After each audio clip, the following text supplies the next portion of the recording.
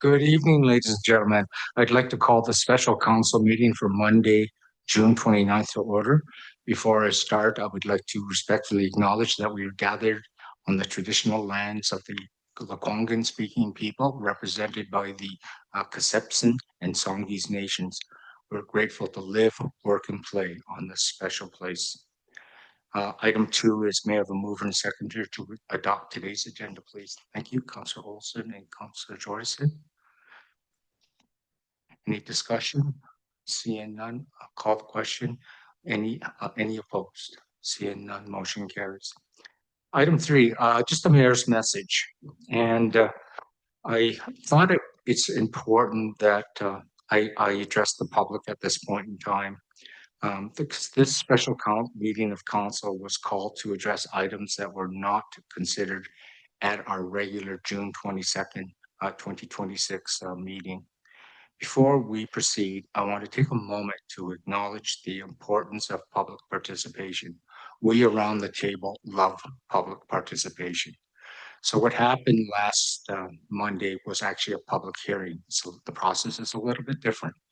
And I think that was new to a lot of people, and people thought that we weren't having dialogue, but we're not allowed to. And that's by bylaw. We cannot do that. We do listen to the people, and once the public hearing is over, that's the last line in the sand for the public to participate and talk about the issue. So I know there was a lot of people that were irritated because they didn't understand this. And I'd just like to acknowledge at this point in time, just to the Colwood Creek taxpayers, or is that taxpayer ratepayers association. I just want to thank you for your letter of reconciliation. I thought that was very, very, very brave of you to do that, and I'd like to thank you for that. But just to ensure that everyone understands what the process here is, under the Local Government Act, a public hearing is the formal opportunity for the public to provide input on proposed bylaw or application. Once the hearing is closed, which we did last Monday, council must base its decision only on the information received during that process, and they cannot accept or consider additional submissions. So that's the situation we were in. On June 22nd, a public hearing on the partial exclusion application of Colwood Creek Park from the Agricultural Land Reserve was held, which means that public comments pertaining to this matter are prohibited at this meeting. At our last meeting, I made the difficult decision to adjourn due to repeated interruptions from the gallery that prevented council from being able to continue its work in a fair and timely manner. I want to remind everyone that we really respect the conduct of ourselves and of the public, and it's essential. And we want to ensure that all voices can be heard and that council can carry out its responsibilities. Our council procedure bylaw does not permit disruptive behavior, including interruptions, offensive language, or conduct that delays proceedings or targets individuals. We are committed to maintaining a respectful and orderly environment so that council business can proceed and decisions can be made in a fair and transparent manner. And the only other announcement I have, just for everyone's knowledge, I'd just like to thank Councillor Jordison as she's coming to her end as acting mayor at the end of June. And as of 1st of July, right to the election period, the acting mayor will be Councillor, I was going to say Councillor Olson, but Councillor Ward. But just for a small period of time between 3 and 7 August, Councillor Olson is stepping up to be the acting mayor. I'm going to move on to item 4, which is public participation. We didn't have any new submissions that were submitted for the meeting tonight, but we did have 5 written submissions that were received last week, and we've just appended them to the agenda for this week as we didn't finish our meeting last week. We did receive 2 written submissions after the agenda publication, and they will be appended to the agenda following tonight's meeting. In addition, they will be available for viewing on the city's meetings website tomorrow. Again, I'd like to thank the public for your written submissions. I think every one of us here personally reads every one of them. And I understand no members of the public have registered to speak virtually. Okay. I'm going to open the floor at this time right now so that members will be allowed to present concerns or ask questions to council. Alternately, you may wish to wait for the agenda item to be brought up and speak at that time. May I have a show of hands for those in the public that wish to speak now? 1, maybe 2. Okay. And if you want answers to your questions that you do present, there's business cards right on the podium. Just grab one and we'll answer if you send the email in. Okay, thank you very much. At this point in time, I'll call members of the public.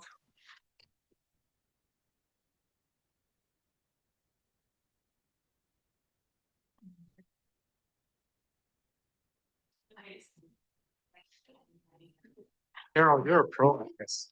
No, I just do it just to get things going. Carol Brown with Citizens Environment Network in Colwood, and I'm going to speak very fast.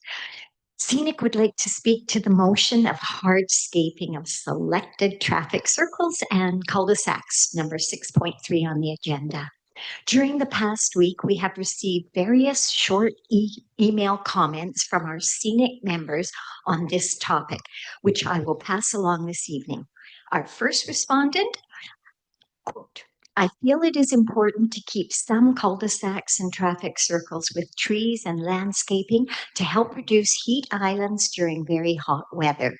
Second respondent, the plantings I've seen on Whale Road are a good example of appropriate plantings. Plantings like this are suitable on road islands and traffic circles. Tall trees inside circles may impair vision. Third respondent, I am most interested in the city planting native species in cul-de-sac islands and traffic circles.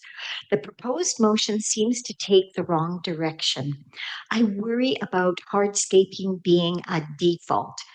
Fourth respondent, I support the idea of keeping as much vegetation as possible on the cul-de-sac islands and traffic circles. One way to cut down on city landscaping costs is to have the city set up a plan where neighborhood residents adopt a cul-de-sac island to care for.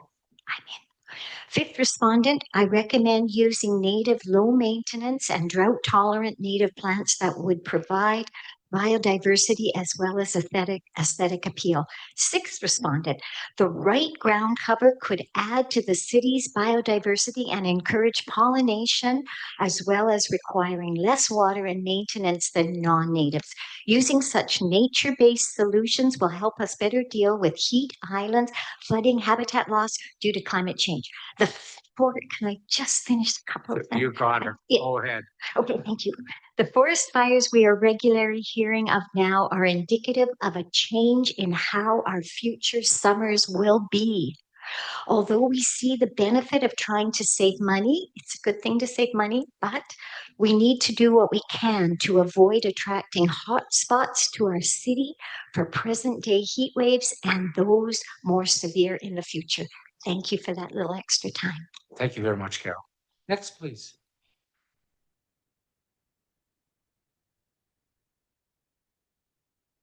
Okay, see none, I will close the public participation and move on to item 5, which is unfinished business. And we'll go to 5.1, which is the partial exclusion application of Colwood Creek Park from the ALR.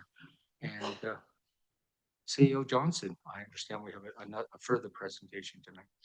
Should council wish to receive it, this is the Agricultural Land Commission partial exclusion application. The recommendation is that the partial exclusion application for the Colwood Creek Park from the ALR be forwarded to the ALC for consideration, and that council direct staff to prepare a legal survey of the portion of Colwood Creek Park held in fee simple and to proceed with the formal dedication of that parcel as parkland. And further that, once a decision is made on the partial exclusion application from the ALC, that staff initiate a review and update of the Colwood Creek Park Management Plan and include the Parks and Environment Committee.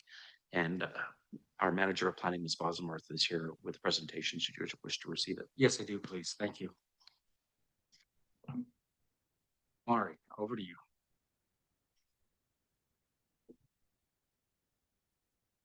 Okay, good evening, Mayor and Council. So tonight I hope to focus on Council's key decision points related to this application and providing you the information that you need to support those decisions. Oh, yes, I don't have a clicker. Thank you.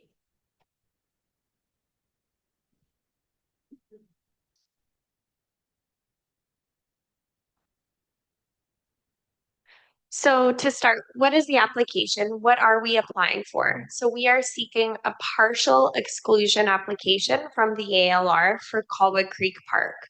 So the map before you identifies areas shown as exclude from ALR. So those areas are the subject of this partial exclusion application. We are proposing to exclude those parcels from the ALR. There's a portion that is adjacent to VMP that we're suggesting to retain within the ALR. And then there's a portion that's adjacent to Sunridge Valley, which is already not in the ALR.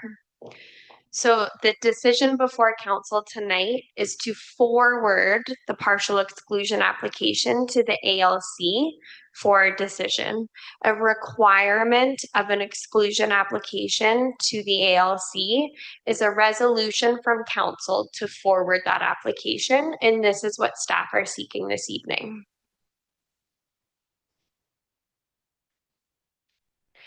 So council's key decision points this evening. The primary decision point is council needs to determine to forward the partial exclusion application to the ALC or not. To be very clear, the ALC is the decision maker for this application. Council's role is to forward the application to the ALC for a decision. The second key decision point for council is to dedicate the remaining fee simple parcel of Colwood Creek Park as park. Staff are recommending to do this regardless if you forward it or not, and regardless of the outcome of the ALC.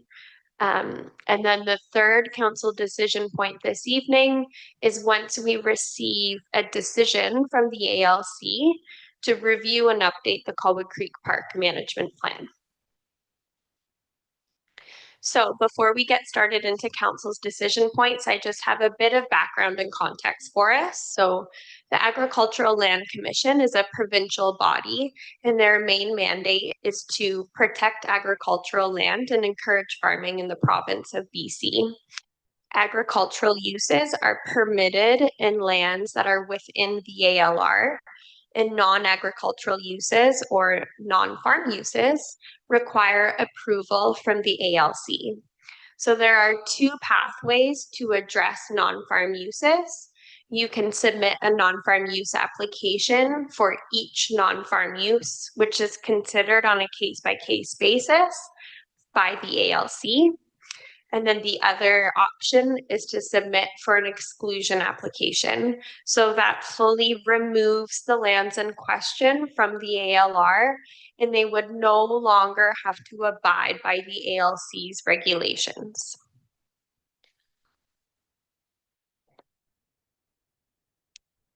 Next is the Colwood Creek Park Management Plan. So this plan was adopted by council, and it was based on extensive engagement with the community and council.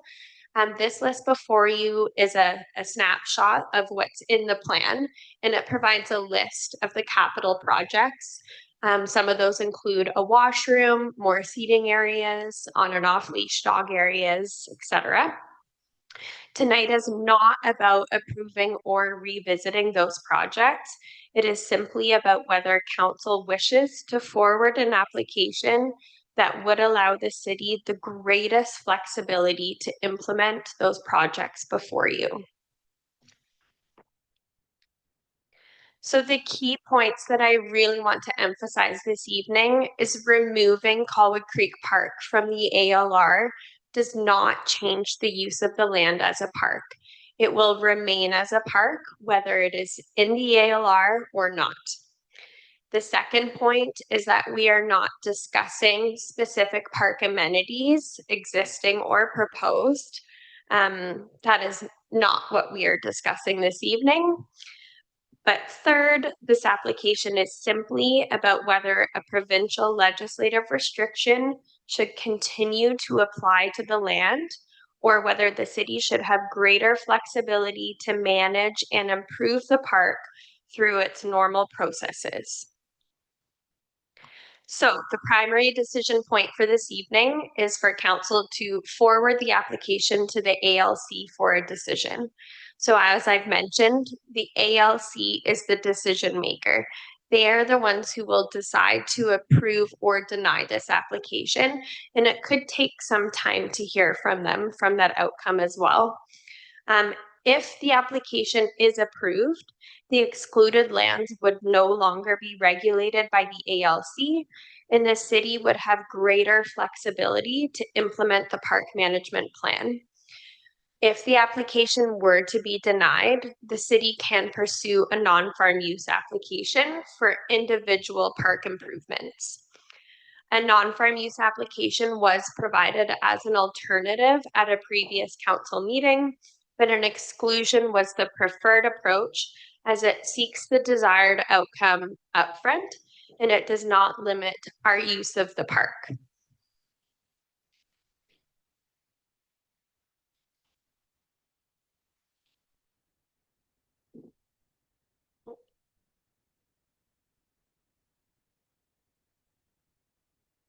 Okay, well, that slide looks different, but that's okay. Okay, so the second council decision this evening is dedicating the remaining fee simple parcel in Colwood Creek Park as parkland. And this should proceed, as I mentioned, regardless if you forward it or not, and regardless of the outcome from the ALC. Dedicating this final parcel simply aligns its legal status with how the land is currently used today and how it is intended to be used in the future. This really is just an administrative cleanup of the parcel. There was discussion about adding further protection, such as a covenant, to ensure the land remains as a park. Staff do not believe that this is necessary. Park dedication is already a very strong form of protection and would require electoral approval to remove. Covenants are typically used to place restrictions on private lands and are generally not the mechanism relied upon to protect municipally owned parkland. Between park dedication, OCP designation, and the long established use of the land as a park, staff consider it highly unlikely that these lands will be used for anything other than a park. And finally, the last council decision point before you is once we receive a decision from the ALC, again, regardless of the outcome, whether it's approved or denied, staff recommend to review and update the Colwood Creek Park Management Plan. And there are two reasons for that. Number one, the plan needs to be updated to reflect the Colwood Creek Park's ALR status and paths forward for park improvements. And number two, this would be the opportunity for the public to provide feedback on park improvements and amenities. So to conclude, tonight is not about whether Colwood Creek Park remains a park. It is about whether council wishes to forward the application to the ALC for a decision. And again, the ALC is the ultimate decision maker for this application. So the staff recommendation this evening is that council forward the application to the ALC for a decision, that we dedicate that remaining parcel that remains in fee simple as parkland, and that once we receive a decision by the ALC, that we review and update the Colwood Creek Park Management Plan. Thank you. Thank you very much, Mari. We'll turn it over to Council for questions at this point in time. Council Ward, we'll start with you. Thank you, Mr. Mayor. Through the chair to Mari. Is there any intention to connect the proposed washroom to sewer?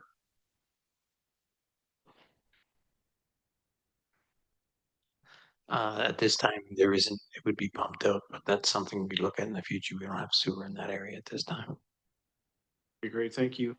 And I noted in the presentation, and you verbally mentioned it, Mari, that what's before us tonight does not consider specific park amenities. And we've phrased that, I believe, as sort of a positive, but I wonder if that is one of the causes. Well, I know it's a cause for concern for residents in the area. I had an opportunity to speak with a gentleman who was quoted in the newspaper as part of the ratepayers group. I had a lengthy phone conversation with him today about it and identified maybe a piece that was missing from my view, which was that two concerns. I asked the washroom question because the original concern was, well, if you pull it out of the ALR, down the road, it could potentially become attractive land to a developer, and a future council could entertain something. And if it's, the intention was to run sewer into there, that creates opportunities, as we know, for the so-called missing middle housing, 4plexes, 6plexes. And the consensus was the neighborhood very much objects to that. So that was the reasoning behind the washroom question. I was kind of curious. The other one was that it's not so much, and I think I'm probably not alone in this. There was a little confusion, I think, last meeting or at the public hearing when we had individuals from the same group providing conflicting messages about removing from the ALR. Some said, no, take it out of the ALR. It doesn't make sense to be in the ALR. Others were saying, no, it needs to stay there. And I think I got to the bottom of it today in some of these conversations, in that the concern is that phrase that it doesn't consider specific park amenities. As this gentleman put to me, was this is a park where people enjoy the natural aspects of it, the open space, the green space. And the concern isn't necessarily that this council will inhibit that. It's that a future council, the next council or a council down the road, once it's defined solely as park, would look at that in a different lens. And they would say, okay, let's add pickleball courts, let's add a lacrosse box or ball diamonds. And it's a fundamental shift from what it is now. And so that again leads me to the question around covenants. I know the city has said, well, covenants aren't ideal, it's protected by park, but correct me if I'm wrong, there is no protection at this point, if it was removed from the ALR and moved to park status, that would prevent a future council from adding other amenities. Is that correct?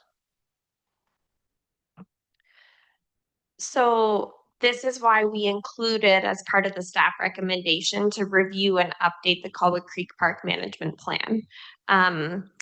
Future councils could certainly amend that plan and add further amenities, but that would be a part of a public process to revise that. Yeah, and I guess we just wonder if there's been any consideration on the covenant side to partnering with a third-party group. Part of the parks plan here identifies restoring and protecting natural areas as a key component of this. And when I walk through there, that's really what I see as the outstanding issue. First of all, is a fenced area for dogs, to keep them within a specific area, thereby freeing up the park and ensuring cleanliness and things and safety in the playground area. But it's also about protecting the creek and the riparian areas. And I've read that you could partner with an environmental group. So for example, Scenic, which happens to be here today, would be ideal as well. So if you enter into a covenant with a group like that, you could restrict for future amenity additions and things to the park. So from the resident perspective, removing it from the ALR becomes less of an issue if they know that the fundamental nature of the park remains the same and that it is a natural park. So I just wonder if there's been any consideration to that, in protecting what the park is, in partnership with someone else through a covenant. So we could certainly explore that for the parcel of land that is currently held in fee simple. But lands that are dedicated as park have to essentially have a clean title. They don't have covenants. Like a section 219 covenant is typically against a private property owner and the city. And so when land is dedicated as park, you are unable to register 219 covenants when it has that status of legal protection. I'm sorry, but I think that conflicts with what I had read, that that was the idea of bringing in an additional party. Like the city can't enter into a covenant with themselves, but if, for example, an environmental protection group was involved, you could do so once the change has happened from ALR. I mean, obviously, I'm not going to go back and forth on it, but it does contradict what I'd read. But those were my only questions at the moment. I'll leave it for that and leave it for the rest of the table. Thank you. Thanks very much. Councillor Jordison, please. Thank you, Mayor. I just have one question. I guess do we have specific park designations? Like, so I know Havenwood Park is described as a natural park. Is that like a designation? Is there? I guess what I'm looking for is there some sort of a park designation that says we want green space and we want some amenity stuff, but we don't want it to be like an active sports park type thing? Yeah, thank you. So the Parks and Rec Master Plan is the document that has different park categories. So Colwood Creek Park is identified as a community park. A community park is defined as having community amenities, but as well as having protection of natural areas and restoration. The Parks and Rec Master Plan is kind of the higher level planning document for parks, and then the Colwood Creek Park Management Plan is sort of the plan underneath that provides more specific information about protecting natural areas and restoration of Colwood Creek and that kind of thing, which is included within the park management plan. Okay, so it's already in the park designation that would probably best suit it, from my opinion. I guess I'm just wondering, sorry, lost my train of thought. What question I was going to ask you? Why would we keep it in partial exclusion and not just do the whole thing? Because I think it'd be easier for the city to look after the park if it was all excluded. Yeah, thank you. So that was a strategy for us in preparing the application to the ALC because they don't like to see a loss of agricultural land.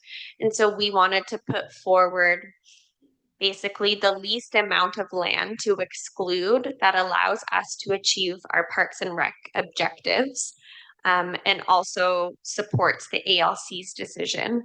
It is important to note that the ALC certainly could deny the application because ultimately there is a net loss, but a partial exclusion is being submitted so that it's the lowest amount of land to exclude as possible. Okay, thank you. Councillor Tate, please. Thank you. I believe the CAO has his hand up and he's possibly speaking to the same issue I need to. I've had experience where a park has been delegated to the former city I used to work for, the Beacon Hill Trust. That put restrictions on what could happen within that property. That's not something we've investigated with this application. If that's something that council would like us to do, we can certainly do that as an amendment, but to provide you a definitive answer on that at this point, it's not something we've investigated, but we certainly could do so for council. That's great. Thank you very much. Thank you. Okay, my question is for the CEO then. Has a decision been made to hold a new public hearing on this matter? No. Then unfortunately, we are in breach because Councillor Ward just said he spoke to people from Colwood Creek Park today regarding this matter, and the public hearing has closed. That was the reason we couldn't engage with the public, because according to the province, once a public hearing is closed, we are not allowed to discuss the matter further. And that is cause for bylaws to be struck down. It's my understanding. Councillor Ward. I completely understand what Councillor Day is saying. I don't know if it's relevant or not, but the individual in question contacted me regarding street lighting in Colwood Creek Park. So that was why I took the call. We had a conversation around the fact, in his words, that the street lights in Colwood Creek in the neighborhoods there are very poorly lit in comparison. He used the example of Upper Royal Bay, said they're using different light bulbs. And then the conversation shifted when he indicated that that was one of his concerns around this park plan, was that the area was poorly lit. So that was how the conversation evolved. It wasn't an intentional discussion around Colwood Creek Park, if that's relevant. But I'll leave that to the chair and CAO to determine what comes next. So I guess my question remains, will we be scheduling a new public hearing? Mr. Johnson. Well, this is new information for me. I've heard it tonight, so to get that information, I have to have a conversation with Councillor Ward, and that's indeterminate at this point. Okay, so I'll just speak then to my understanding, because my first term on council back a long time ago, one of my first jobs was creating the both the park management plan, the first one in Colwood, for Havenwood Park, but also partnering with Habitat Acquisition Trust and the Land Conservancy to establish a covenant on the park, because it was our very first natural park under that natural park designation.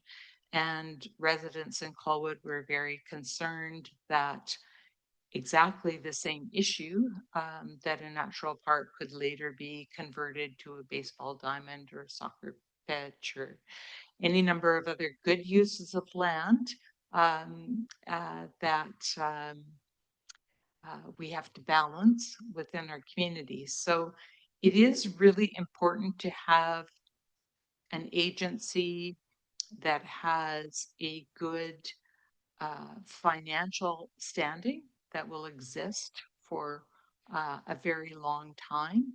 And that is why we have a tri-party agreement with Habitat Acquisition Trust and the Land Conservancy. It is not easily accomplished. We followed a model that had been used before in Saanich to create that. And there were considerations at the time that it would be more expedient to not have it. And it does come with costs, which include monitoring the park so that the reasons for the covenant are measured each year, whether there's a net habitat loss, to gauge the impact of human activity on the park as well. So it's not a small matter. And I think that Colwood Creek Park has a long history of involving citizens in understanding and learning about the environment that the creek provided. Was where I guess it really started, was in the creek, looking at the biology and aquatic life forms within it, teaching kids, getting them interested. And there's been a lot of work ever since.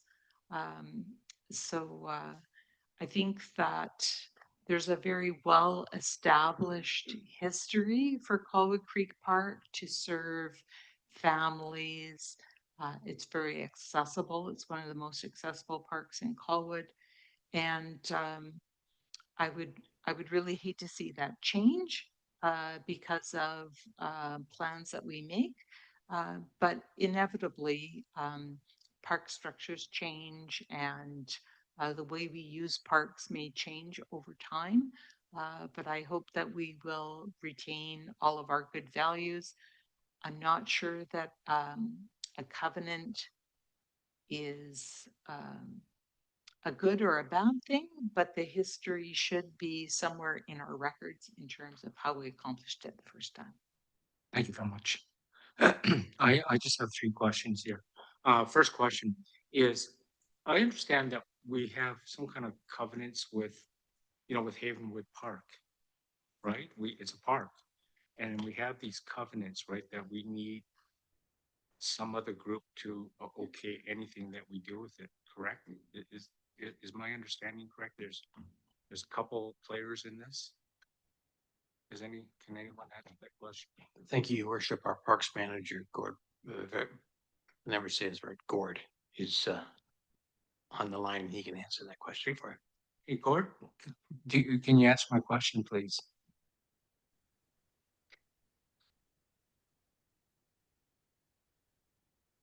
Hi, can you hear me? Yes. Can you, sorry, your worship, can you repeat the question, please? Yes, what I understood, like, as an extra protection with Havenwood Park, as you know, it's a natural park, it's a nature park in fact. But I know that if we want to do anything, isn't another society have a covenant on that to protect that, to make sure that the city doesn't overstep its bounds? Yes, Habitat Acquisition Trust is the covenant holder for Havenwood Park. Okay, great. So, and so from what I heard you say, Mr. Johnson, we could do something similar here. That's that extra layer of protection. Correct, and we just haven't spent the staff time to understand that give council that information. We can certainly take that away and bring that in a future report for council's consideration. Yes, okay, that's great. That makes me happier, that's for sure. The second question I have is just on, I know I was a councillor at the time, 2021. We started doing public forums, you know, we set up, I know we had a bunch of city of Colwood tents set up, and we're getting people to come in and give us their input. I think that was for the overall parks plan. And then when we came in as a council, we started having specific public participation gatherings all over the place. I know I attended one in Colwood Creek Park for sure. I think that was maybe a couple of years ago. I'm not too quick, but I think there's some more. So how many sessions have we actually had? How many of these public engagement sessions have we had? Well, as you say, Your Worship, in 2020 and 2021, there were Parks and Recreation Master Plan pop-up events. We also had Parks Walks with our Parks Manager. So people were coming and engaging in the parks quite frequently at that time, between 2020 and 2022. So as you say, first on the Parks and Rec Management Plan, and then on specific parks management plans for each of the parks. Right. And then also in between, just further engagement as we went through the OCP process. So there were postcards mailed to all residents. Information was in the city newsletter, mailed to all residents. We had social media campaigns and advertising in the local paper. There was quite extensive communication and engagement about these parks plans. Okay, thank you. I just wanted to satisfy myself on that. And my third and last question is has to do with how much, you know, we've got stuff already in that park, and it's hard to tell from that map how much of that is that we're using right now that we already have playgrounds. Are we infringing already? Are we in ALR? I think I know what the answer is, but can you just confirm that with me, please? So the playground is within the ALR. And so those existing facilities could potentially be at risk. Okay, I just wanted to confirm. That's all I have for questions, and I'll go second round. Councillor Ward, please. Mr. Mayor, in response to what Councillor Day raised, I've been looking into it in the background here, and no new information was raised. It was simply a repeat of items that were raised during the public hearing and other discussions. However, because of that, the vote can still stand, but I can no longer participate. Under the community charter, I need to recuse myself from this item due to the inadvertent post-hearing interaction with a resident, intentional or otherwise. And while no new material information was introduced, the appropriate thing to do is to step away to ensure absolute procedural fairness and avoid any perception of bias. So therefore, I will be leaving the room, and I will tomorrow provide a detailed record of the conversation to the CAO, but I cannot be here unless there be any undue influence on the decision. So. Okay, thank you very much, Councillor Ward. Second time, Councillor Day, please. Thank you. I just would like to move the recommendation that the application be forwarded to the ALC for consideration, that council directs staff to prepare the legal survey of the portion of Colwood Creek Park held in fee simple, and that once a decision is made on the partial exclusion application, that staff initiate a review and update of the Colwood Creek Park Management Plan and include the Parks and Environment Committee. Thank you. Okay, thank you. Do I have a seconder? Okay, thank you, Councillor Jorgensen. I would like to add a fourth item, just to amend it. And that is to add in the investigate the in-trust function here. So it's just that extra safeguard, I think, and that will satisfy me a lot better, because I know how difficult it is, not only just to get out of parks, but when you have this in-trust function here, I know the problems that we ran with Havenwood Park. So I'm just gonna suggest that as an amendment. Just add it to your recommendation. Did I get a seconder? Great, Councillor Grove. And to the amendment, Councillor Grove. Councillor Grove. Thank you, Mr. Mayor. I was flashing before the motions got started. Sorry. I would just ask one question if I slip it in. Sure. Who issues the covenant? Mr. Johnson. We'll bring back the options for council, given that it's held in our title. Having that third party is the important piece. But I need to do a little bit of research, or not staff needs to do some research and bring those options back to council. This allows it to move forward and bring that information, because that can be done separately. But rounds it up. Great. Thank you. Yeah, super. Thanks. Councillor Day. Thank you. I was going to suggest the same afterwards, but I was keeping it clean.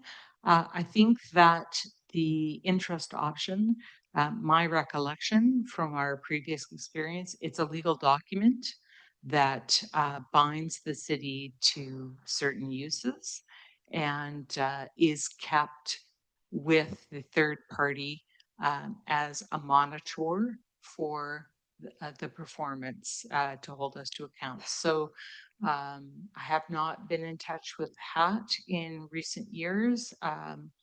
It is a good environmental agency who does a good job of assisting with those types of things. So it may be something that they would consider doing with us, and would be in any case a good resource for talking about how it worked for them. Any more discussion on the amendment? Seeing none, I'll call the question on the amendment. All those in favor? Okay, that's unanimous.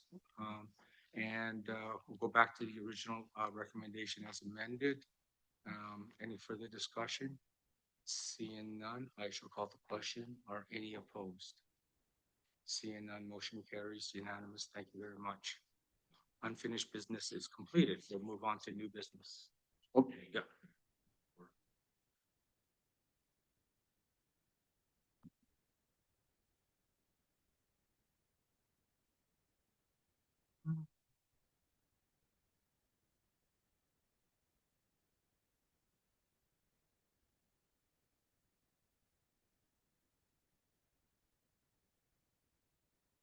Okay, we will move on to 6.1, which is website considerations. Councillor Day, over to you. Sorry, So- Mr. Mayor, we do Sorry? have one member of the public that wishes to speak. Oh, at this point in time? Thank you. Sure.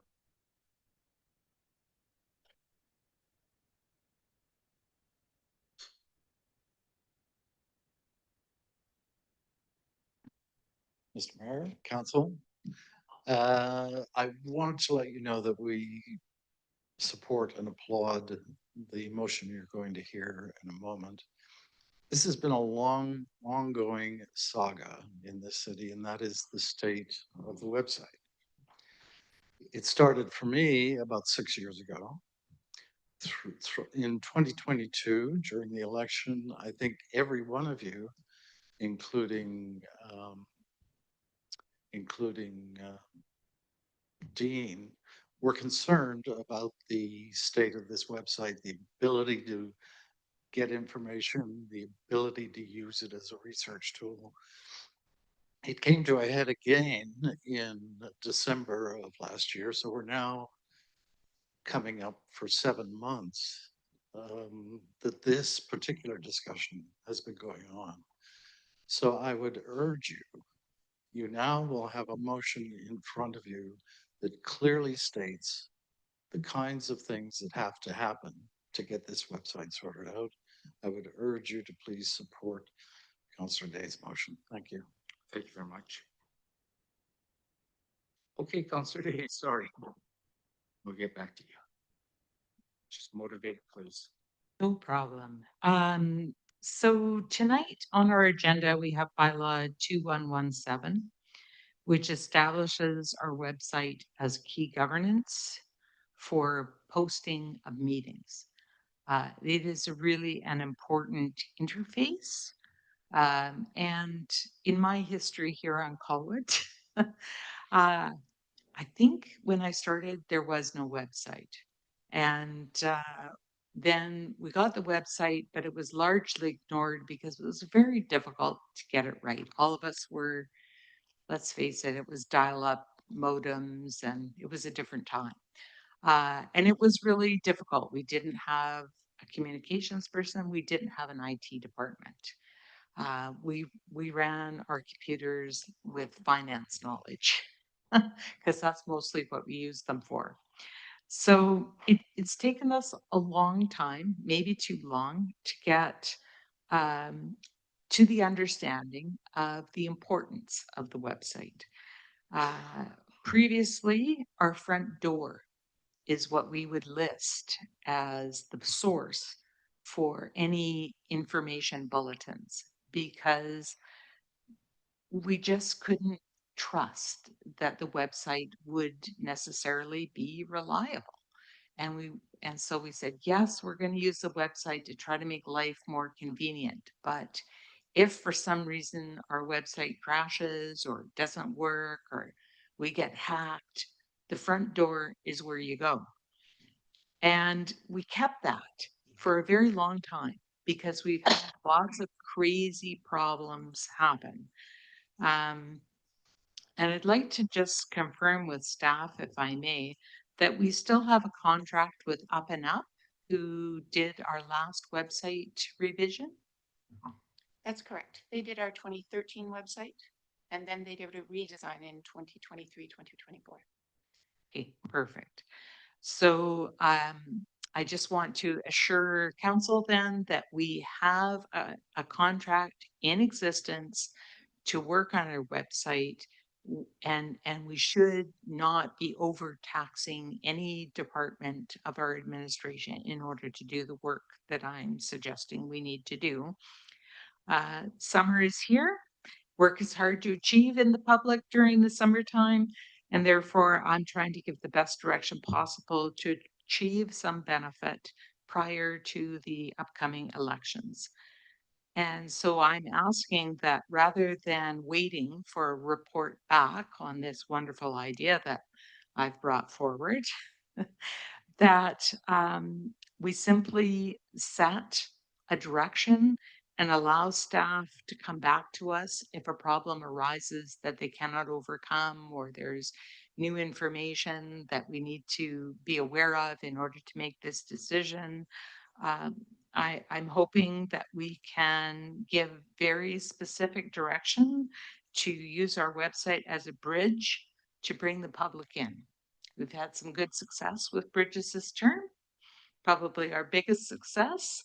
And I think our website could be our next bridge.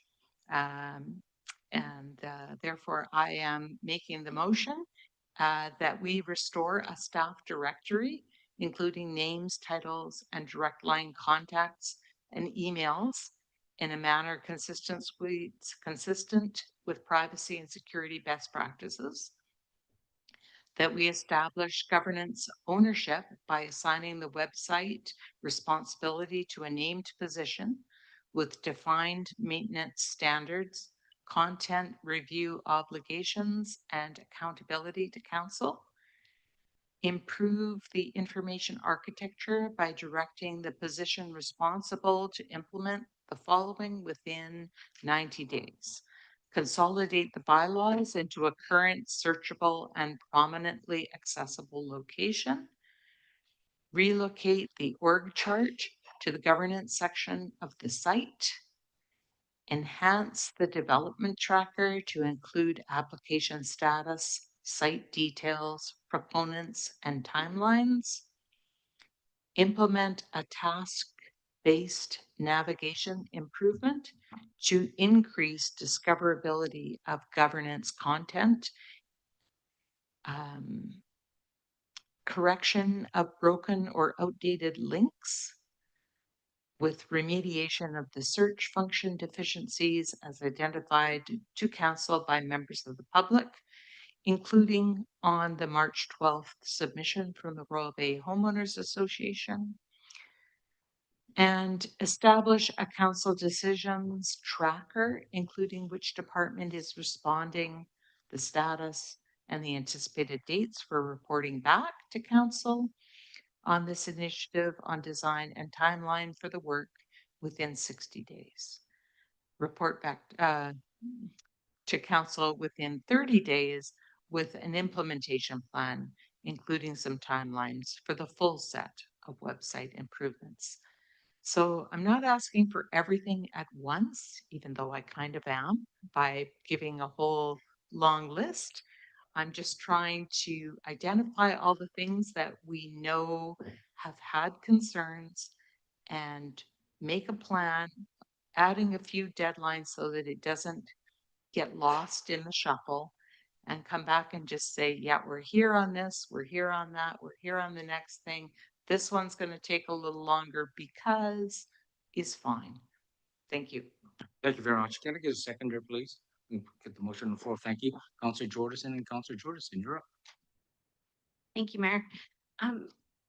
Councillor Day, I just wanted to make an amendment or propose an amendment. What's the best way just to read that verse here?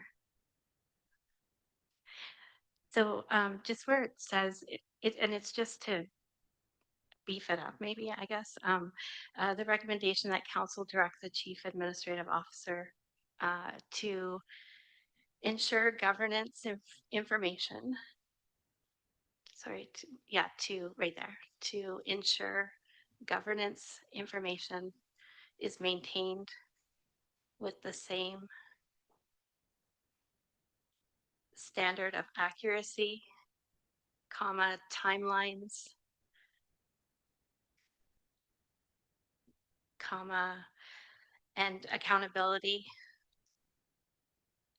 expected of other critical municipal infrastructure, supporting transparency,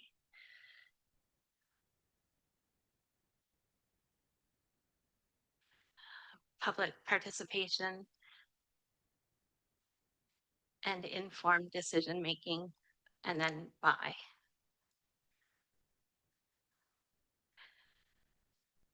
And then the other would come off. And then the other thing I just wanted to add, it doesn't have to go in there, but I just wanted to reference an accessibility. It would just be a whole new point to ensure that the website complies with accessibility standards.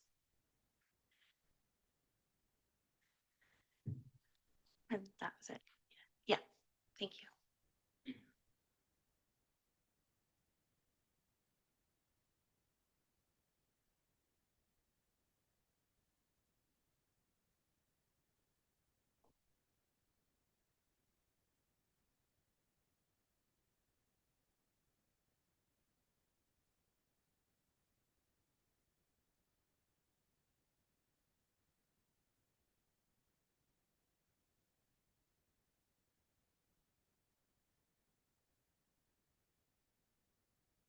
Can I get a seconder on the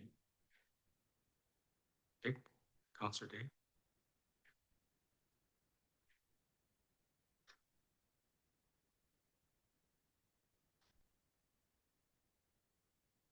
And you just want to motivate Councillor Jordison before I open it up? Go ahead, please. Sure, I just wanted to, I just wanted to put more, I guess, emphasis behind it, that it's not a core infrastructure, like it should be treated like every other critical municipal infrastructure that we have. So was just the point of that, just beefing it up. And then the accessibility point is standard, I think. Okay. Thank you. Okay, thank you. Councillor Olson, please, on the amendment. Thank you, Mr. Mayor. I just wanted, I had a question really for Oh, staff. okay, go ahead, please. It's my understanding that much of this work is already underway. So I was just wondering if there was anything outlined in Councillor Day's motion that is not currently being explored.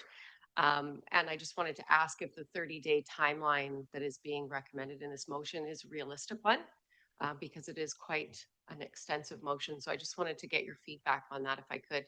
Thank you. Sandra, please. Thanks for asking. Yes, much of it is underway. We've been looking at the bylaws section in particular to begin with.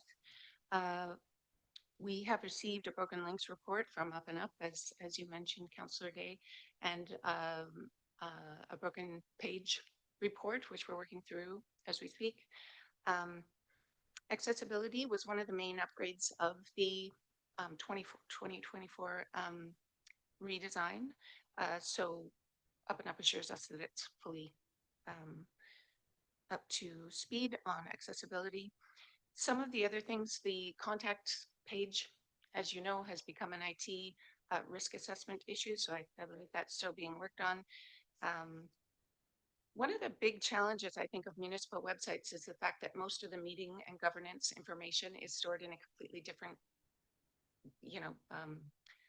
body than the municipal program information. And I think that we will be able to work with Up and Up to reconcile that.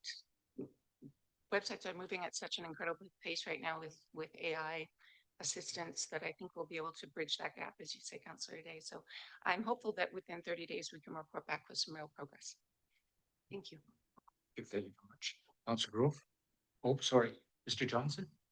I think 30 days is aspirational given our meeting calendar. We have one more meeting in July and another one in August. Be more appropriate for it to come forward in August. We won't meet the 30-day timeline given that those reports already need to be in place by Wednesday of this week in order for them to be published for the next agendas that are going out. So that 30 days, I think it's more appropriate to say the August 24th meeting for council with that update. Is that okay? You can change, make a friendly amendment on that, Marcy. Instead of 30 days, just make it 24 August.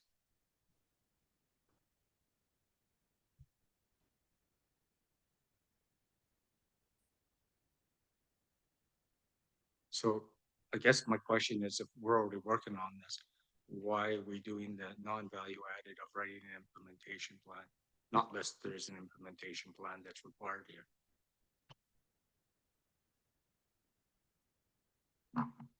If council wants in a report to come forward, we can certainly do that within the timelines that we've outlined for the 24th to make sure that it's meeting council's expectations. But my point is, you can get all this done before, by the time you sit there and write an implementation plan. Correct, but if we have the 30 days in there, we're not going to make the 30-day timeline, right? That's why I think it's appropriate to put the meeting. Just asking a question. Okay, Councillor Grove, sorry, please. Thank you, Mayor. I think my questions are largely answered and are parallel to Councillor Olson's questions. I guess the question of cost always comes up. I was sort of saving you your breath, Mr. Mayor, because you'd like to know what this is all representing. So I'm assuming that if the work's already being done in-house, it's budgeted, we're all good that way. This rework sounds, by some perspective to me, like we should be throwing everything in the garbage and starting from scratch, which sounds very expensive. That's the implication I take from this rather substantial motion. So I'm looking forward to this report that will appear. And I think maybe if I have more questions, they'll come then. So, good luck because I'm looking forward to it. So, okay, there's no question there. Thanks. Councillor Ward? Thank you, Mr. Mayor. Just wondering if you could scroll back up to the amended component at the beginning. I'm just looking to better understand the change from what was originally there. I felt that Councillor Day's wording to treat the website as core governance infrastructure, it's implied as core that that's critical. So I just, the wording, Councillor Jordison kind of threw me, that maintained with the same standard of accuracy, timelines and accountability expected of other critical municipal infrastructure, but I wonder, like other critical municipal infrastructure includes things like water mains and things. And I just feel that this is maybe taking it to a place that gets a little too granular. I understand the, you know, where you're going with it, but I just felt it was covered by the initial wording. That's my take, because I think that if you're to go on the literal side of it, you're saying that anything critical in municipal infrastructure, those timelines would be relevant to website updates, and I just don't think that's realistic, to be honest. Thank you. Thank you very much. Councillor Jordison? Thank you, Mayor. I just wanted to, with regard to Councillor Grove's discussion about the cost, will there be more cost to this? We will have to speak to our web development team about some of the aspects, in particular, if we're going to bridge what is currently in the meeting manager component with the searchability of our website itself. There may be a cost there that we haven't yet identified, so we'll have to report back on that piece. I just want to caution, well, I just want to say maybe that we should look back at the $60,000 that was budgeted previously for this, and there maybe should have been a postmortem after that to see if the work had been done or if it had been done properly, because I almost feel like that's when things got worse. So I don't know. We could spend money, but we should really make sure it was spent well. So just a caution. Thanks. Thank you very much. Councillor Day? Thank you, Mr. Mayor. I was trying to put it all in the motion and do less talking, but I did clarify and confirm that we do have a contract already still in place with Up and Up. So a lot of the issues that we've identified with the website are being worked on, I would assume, through our contractor. I understand there may be some limitations between the portal and the main space, but currently it is nearly impossible to find a bylaw, for example, on our website, because I've been trying to find one for a few days and not having much luck. And then when I think about that, I think that I've been here for a long time. I should know how to find a bylaw on our website by now. And I did used to know, I just can't find it anymore. So when I see that, it makes me think that if I'm having difficulties, and I've heard others report that they've also had difficulties, and members of the public are also having difficulties, and some of them are very experienced searchers of websites. So I think it's important that we address the fact it should be easy to use our website. We're trying to make it easy to use. I know that staff are trying. I do not want my motion to appear critical of staff. I'm not. It's a hard thing to do. I'm just trying to fix it. Thank you. Thank you very much. Seeing no other discussion, I will call the question on the amendment.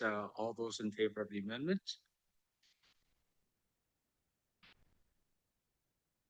Okay. All those opposed then? Everybody. Okay. Okay, back to the original motion, not unamended. Sorry, yeah, sorry, go ahead, Councillor Ward. To be clear, the original motion, though, does have the date amended to the August date, not the 30 days. Is that correct? Yes, you're right. I just want to make sure that that's in the original motion. Yeah. Okay, we'll change that around. We'll do a friend. Well, just to be safe, how about I propose we change that date as a motion, Okay. as Thank an you. amendment to the motion? Okay. So seeing no other question, to the original motion, any opposed? Seeing none, motion carries. Thank you very much. We'll move on. Thank you very much, Councillor Day, for bringing this up, and thanks to the Rural Bay Homeowners Association. Thank you. Okay, we shall move on to 6.2. Councillor Ward, would you like to motivate, please? Thank you, Mr. Mayor. I'm not going to read the whole motion. I mean, certainly we could put it up on screen for the benefit of the public, but it's very lengthy, and that was deliberate. It was intended to provide a wide variety of options and not limit staff in reviewing it. Although I'll give the basic overview of it. What I'm looking to propose are investigation of speed control measures for Kelly Road, specifically what is today a playground zone. This really just stems from a lot of community concern about speeding through that area or perceived speeding through that area and lack of enforcement and other perceptions. So currently Kelly Road contains a designated playground zone. There's a lot of pedestrian activity because of the park there. And a lot of concerns have been raised. People brought that to me and I said, okay, let's bring it forward to staff. I know it exists already on the Transportation and Infrastructure Committee agenda, but I wanted to provide some specific options. I think we see a lot of reactionary approach in Colwood has been speed humps. Wherever we run into this, we eventually start doing that on streets. And I specifically referenced in here the active bump or active dynamic speed control system. And it's, you know, potentially something that may not make sense, but I think unless we explore it, we don't know. And this is a concave roadway depression that is activated when people are speeding. So those that are following the law are not impacted. They drive over it without impact. It doesn't impact emergency vehicles. But if you are speeding, this will activate and your car will take a little hit as you go through it. So that's something specifically I wanted to take a look at. In addition to that, the potential for raised crosswalks, enhanced signage, any of these other items.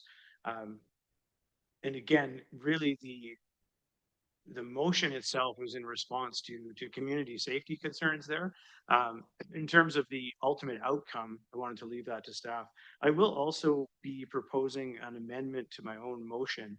You can wait till initial questions happen, or I'll do that now. Either way, I've forwarded it over to the corporate officer, but I will want to introduce that. It's a missing piece that was not in my first draft, unfortunately. We can just. I'll propose it now. Then yeah, I consider it a friendly amendment, your motion. So let's just send it over to. Yeah, it's just to further that, and I'll explain it while we're seeing it. I'm asking to also add in there the feasibility of just looking at Kelly Road in general to say, is a playground zone appropriate? And this is a broader question that's going to come up in transportation planning in Colwood, is that this whole community has evolved as kind of a bedroom community. With schools built along roads that at one point were quiet, sleepy little streets like Machosen Road and Sangster is a great example. Kelly Road and Herm Williams Park is another where, you know, by default, some of our main areas for the community to gather or where children gather and things are now on roads that we clearly define as arterials and are used as such. Kelly Road is probably one of, if not the main connector between Colwood and Langford and shopping areas over there, even to BMP, probably more so than BMP when you think how Colwood residents connect back and forth. So I just came back from a road trip with my day job, we'll call it, in Ontario, and going through many communities there from Toronto all the way down to Windsor and Sarnia. Anyone's ever done that trip? It's a lot of driving. But I went through a lot of towns where they have schools, they have playgrounds, they have other community areas that are adjacent to large highways, busy roads, busy connectors, arterials, and they've recognized that you cannot simply lower to 30 or 40 everywhere. They have found ways to simply change the access points or, you know, install fencing and do things. And so Herm Williams Park is an area where perhaps you look at and say, what if the primary access point was off the side street? And, you know, we installed, you know, safer fencing and gates along Kelly Road, and then allowed that to just function as an arterial. I'm not saying that's right or wrong. This is not something I'm pushing for, But I wanted to put that in there as well, just so that staff could also provide their feedback and you know, potentially take it out to the community and look at it. So I guess what I'm looking for here is staff to find a solution that will help address something that we all know is a community issue and that is raised time and time again. So whatever that looks like, you know, that's for staff and council to ultimately decide. I do not have a particular thing in here beyond the active bump system, which I really would like to explore. The rest of it to me is kind of open. That's my motivation. Thank you very much. Who seconded it? Did we have no, we didn't get a second. Can I get a seconder so we can get it on the floor? Thank you very much, Councillor Olson. And we'll go over to Councillor Jordison, please. Thank you. Thank you, Mayor. I have a question through the mayor to staff. I guess I should say I don't think anyone around this table would disagree that safety around playgrounds and schools is important. I mean, if there's a speeding issue on Kelly Road, then we absolutely have the responsibility to address it. But I'm concerned about process and timing. So before council directs staff to undertake this study, can staff advise whether increased RCMP traffic enforcement has already been requested at this location, what speed or collision data is available, and whether these concerns are already intended to be addressed through the transportation master plan?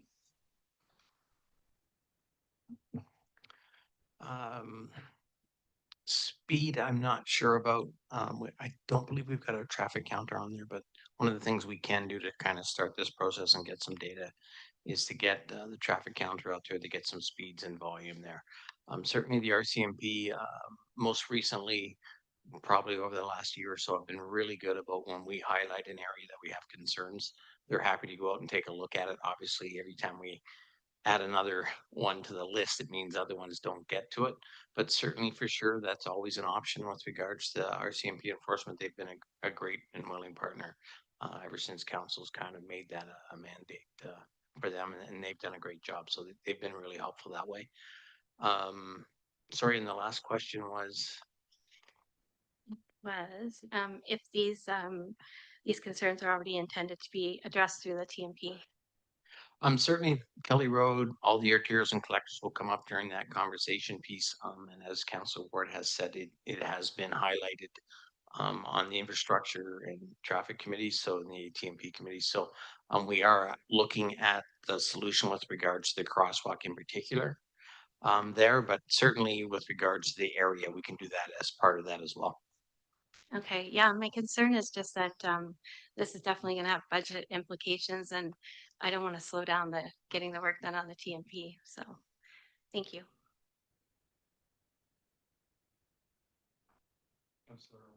Thank you, through the chair. I think you just answered one of my questions, but I just wanted to know if there had been any safety upgrades already considered for this area in front of the park. So you did reference improved sidewalk there. And if there were any other considerations being made currently, and if we had any safety data on this specific stretch of Kelly Road. We have had an ICBC collision data done in 2025 as part of our Vision Zero program that council had already got staff to do. I'm not familiar with the stats on Kelly Road particularly tonight, but I can certainly look at that. The sidewalk area that was done recently, we did kind of narrow up the road with some of the buffer bike lanes and so on, so that's helped a little bit. What we're looking at specifically now is the pedestrian crossing as part of the committee work. But we are actively looking at solutions. We've brought a consultant on to take a look at many of the projects just to kind of give us a first idea with regards to solutions for the various projects that we have. So we haven't had that meeting yet because the committee meeting was just a few weeks ago. So that's coming up to give us our initial blanch. But I mean, obviously with the work that's suggested here, we'd go a lot deeper and in more detail, and we'd probably wait on the pedestrian crossing solution as it either may not be needed depending on the solution we come up with, or it may be the preferred solution when we're done. But either way, the solutions will come back to council for consideration. Thank you. I have a follow-up question. I would be interested in seeing any RCMP data for that specific area. I'm sure we've probably seen it in the reports that we receive, but I can't recall off the top of my head. I'm just wondering in areas like that on Kelly where it is a busy arterial road, collector road going through a park.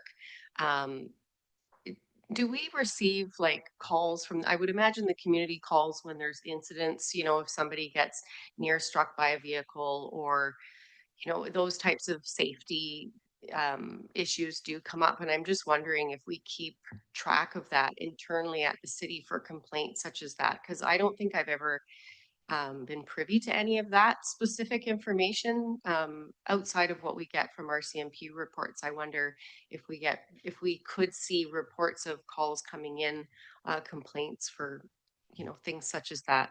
If you follow me, John.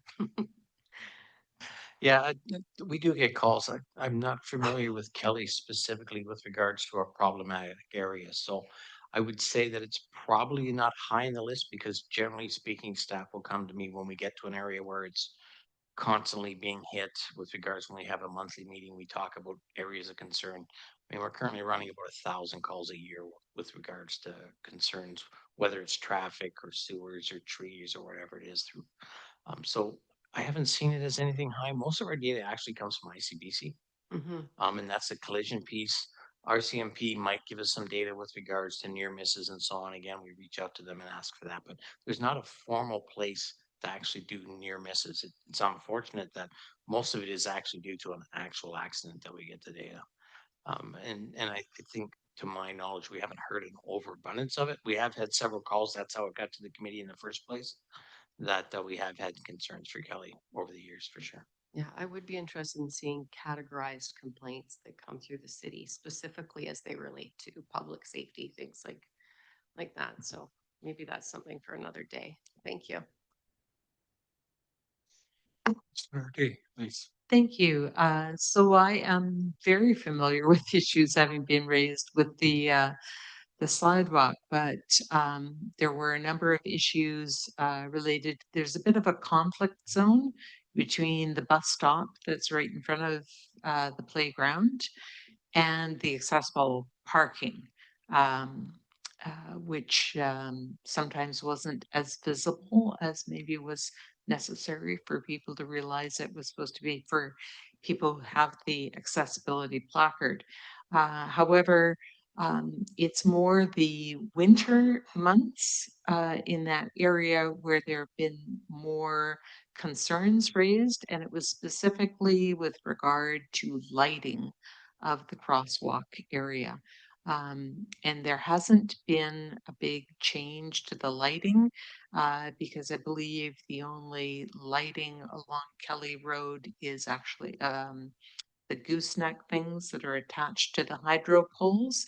And it used to be turned so that it was lighting up the park to prevent vandalism late at night. And then we turned it back so that it is now over top of the street to help to illuminate the crosswalk. It is a speeding zone. I have seen many people pulled over by the RCMP at different times over the years. It's one of those areas that can sneak up on people and they're, trying to hurry up and get to wherever they're going and they forget or disregard because of the fencing, etc., that is in place around Herm Williams Park. They're not anticipating that it's too likely that they'll run into a pedestrian or a kid running out with a ball or the kinds of things you associate with a playground.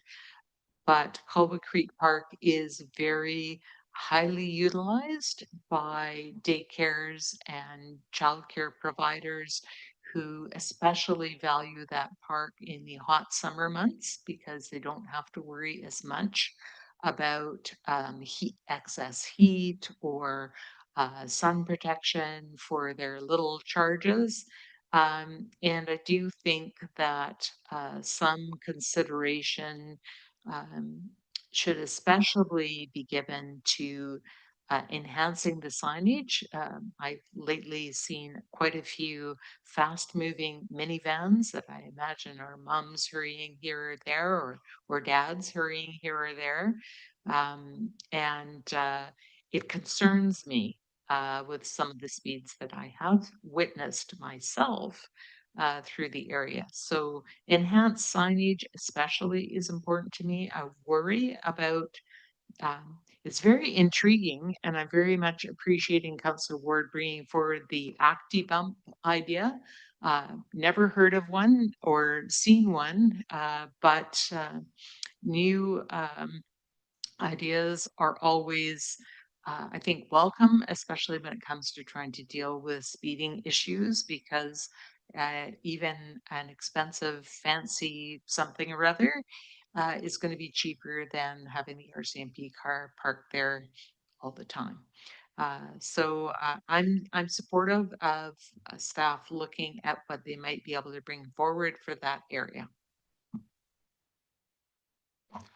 Councillor Grove, please. Thank you, Mayor. There were two locations, one in front of the bakery over here, Royal Bay, when I owned it and spent my days looking at those windows. And the other was on Kelly Road, where the Kiwanis Speedwatch program was set up. Are they still active in Colwood? Do you know? I have not dealt with Kiwanis Speedwatch in my time here. They were, a van would show up and a couple of individuals get out, set up a speed sign on like an A-frame type of fare. And they had a speed gun, and they would detect that you would see how fast you were traveling. There was then I got caught once in '96 when I first moved here. Okay. And I was greatly relieved to find out it wasn't an official ticket. And they recommended a $20 donation, which I promptly sent off, which went to their program. I don't know if it's still operating and working in conjunction with the RCMP, and I believe they reported the speed results to municipal, but maybe they're not operating anymore. My best knowledge is they are, but I haven't seen them for a while. Anyway, might be something, they were there a lot, like frequently, I would say. Yeah, there was a program with the RCMP, Citizens on Patrol.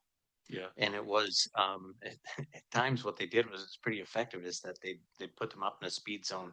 People would slow down for that, and then they would speed up thinking they were clear, and the RCMP would be 100 meters down the road and get them.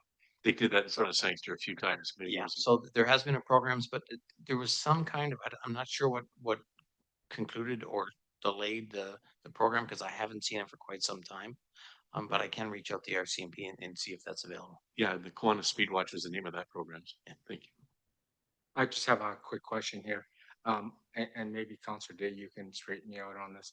I just started watching the Infrastructure Transportation Committee, and you guys were going through a number of streets. You had this big long list. I didn't catch it all, so I'm sorry, but I will finish watching it. But you guys were looking at where you're going to put crosswalks. I think that's what it was, lighted crosswalks, or there was a priority. You were talking about the top 10, and then I thought this was on there. Isn't it on? It is for the pedestrian crossing. Oh, okay. Yeah. But So- you know, with this motion, if it gets passed tonight, then we'll just add that as part of the solution. Yeah. For instance, my first thought when it came forward to the committee was a raised pedestrian crosswalk, right? So it acts as a speed hump as well as slowing people down. Yeah, for pedestrians. But this is a lot bigger, so we make some that of part the of this conversation. ideas that Councillor Ward has brought up, I've never heard of them before. And I actually had to Google them, so I understood what they were. But good ideas, though. They're really kind of innovative. I think maybe that's the way we should be looking at. We should be. I don't know the cost of anything or anything, but that's why I'm very supportive of this. Actually, Councillor Day, over to you. Thank you. So unless there's been a change, any citizen group can contact the RCMP, and they have a speed board and a speed camera. Maybe it isn't a camera anymore that you point. I think the board might do it itself now. Date myself. But they do sign it out to community groups. So I think we should follow up on that and make that as a suggestion that engineering could offer to residents who contact us about an area of concern. And I think that's a really proactive thing. Last time that I was speaking to the then RCMP inspector, he did say it was still available, and they just need a group to come sign out their equipment, and they will allow you to use it. And the last thing I forgot to mention, Chosen Road crosses the road there and then becomes 80 Road after it crosses over Kelly at that point. So that is a very important bike network link for residents who might be traveling by bicycle and come up Chosen Road. You can avoid the very fast moving traffic on VMP and instead be on the small back roads and bring you up to, if you're going to the Langford direction, say to visit the business community or whatever. It's an important link. And one that both of my boys used when they were working in Langford and traveling from South Colwood on their bicycles after high school. So it is an important link, and there's an easy crossing, and it's relatively level and makes sense to ensure that they are protected when they cross the road there. Thank you very much, Councillor Ward. Thank you, Mr. Mayor. Through the chair, I just thank Mr. Rosenberg for raising the raised crosswalks, so to speak.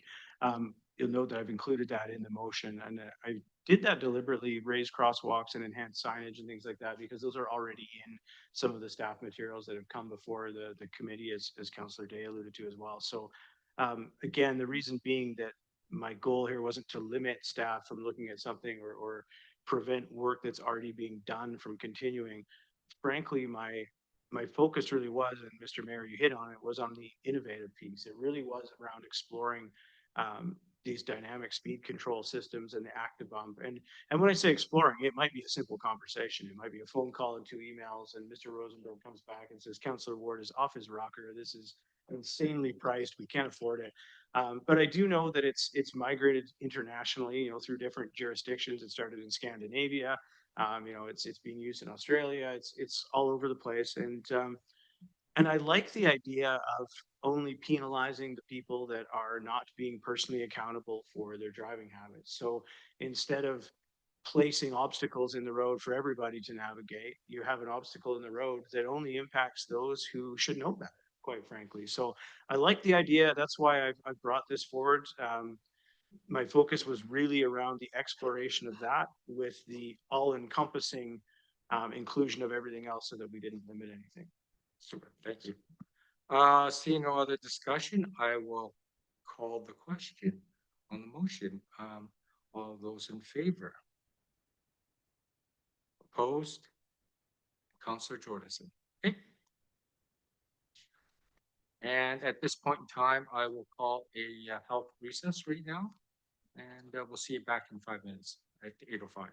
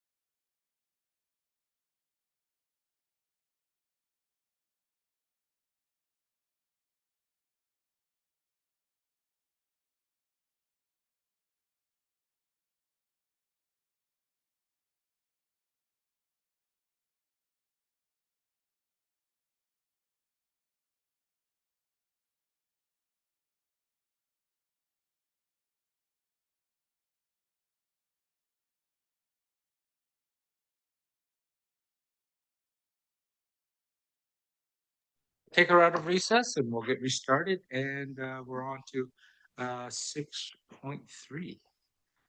And I will hand that one over to Councillor Ward to motivate, please. Thank you. You don't have to read the whole recommendation. You just have to. Oh, sorry about that.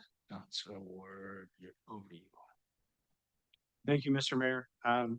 So this motion comes about again from community input. And I know this council received one email from a resident with a photograph attached of the traffic circle in their neighborhood. And I met with some individuals, went out and looked at a couple, and I looked at other examples that were out there as well. And the reality is in the last, I don't know if we can put a time frame on it, but we've had discussions around this previously, that where we have these traffic circles or cul-de-sac islands, they're very unkempt. They're not being maintained by the city, quite frankly.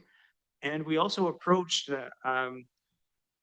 we put out a discussion, or had a discussion with our manager of parks and put it out to the community to have neighborhoods kind of adopt some of these traffic circles. And so Councillor Jordison and I were just discussing that, but I think I'm going to seek a report back from staff on how effective that has been or not, because we certainly see some issues around it.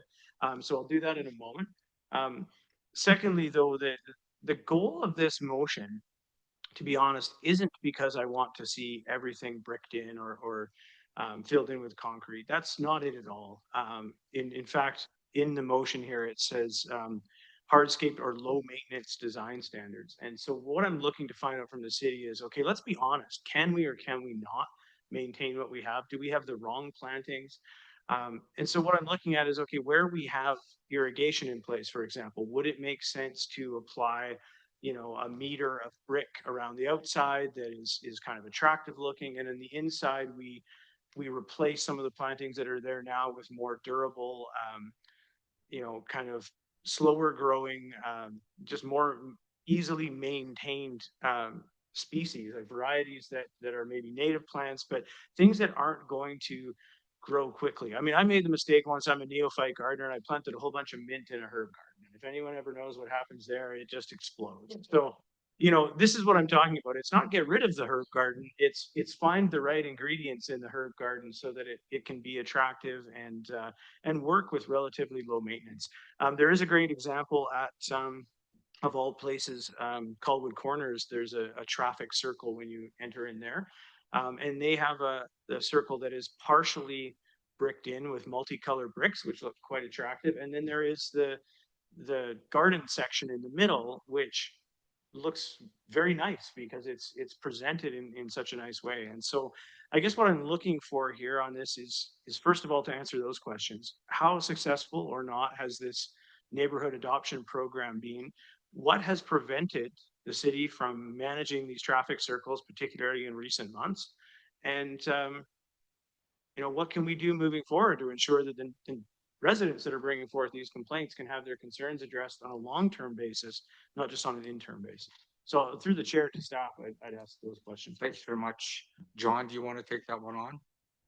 I can take on some of it, but I do have our manager, Gord, with Parks here, so he can update you with regards to the program, and then talk to you a little bit about issues with regards to priorities.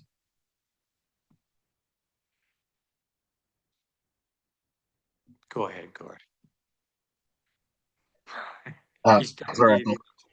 Gord. Can you hear me? Absolutely. Perfect.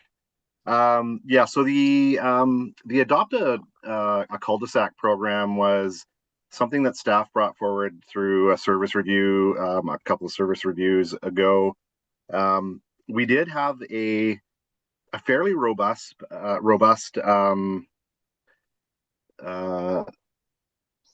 feedback from residents. There were quite a few, but it was also in doing so, we were hoping for more of a grassroots, allowing people to look after their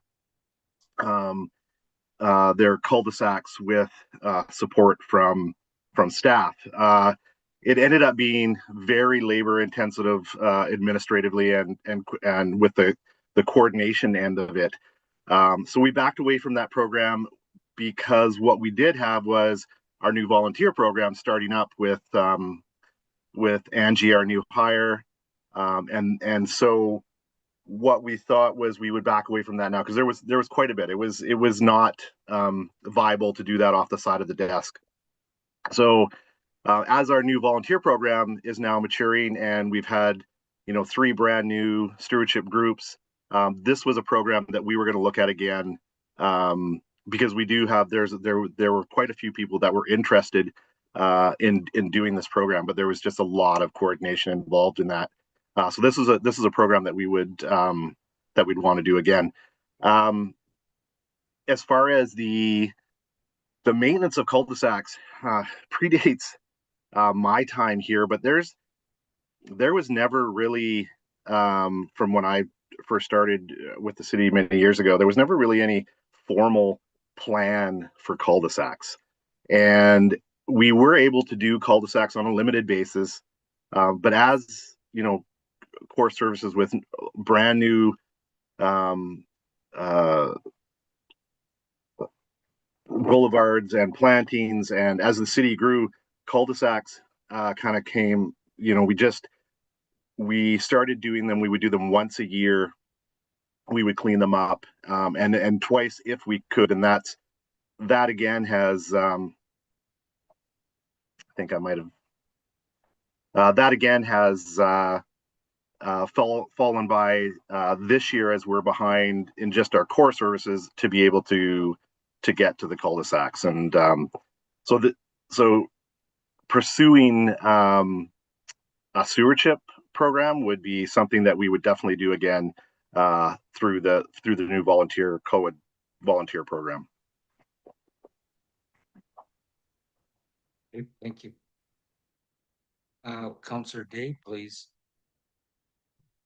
Thank you. I was just trying to think back to how long ago we looked at this last. I think it was around 2011 or 2012 that I recall us looking at it last. And I think that hardscaping has its place, but it's not something that I would like to be the rule. There's not very many places where hardscaping is going to really provide much benefit other than not having to maintain it. And I'd rather have some birds and some bugs and a scraggly looking cul-de-sac than no birds and no bugs. Because the scraggly looking cul-de-sac can always look better a few years from now, but no birds and no bugs is no birds and no bugs. And I think that's really important to Colwood. That's been my experience when we've looked at these issues in the past. We've tried to be fair with what people are asking for. But when it comes to cul-de-sacs, they're primarily enjoyed by the people that live next to them. And it really should be an extension of the way you look after your boulevards, which is largely left to residents to look after your spaces. And hopefully some wonderful volunteers might show up to help you if it's, gotten into a bad shape and you really need a little extra muscle to get yourself over the hill, as it were, with the blackberries or the broom or whatever's taking over.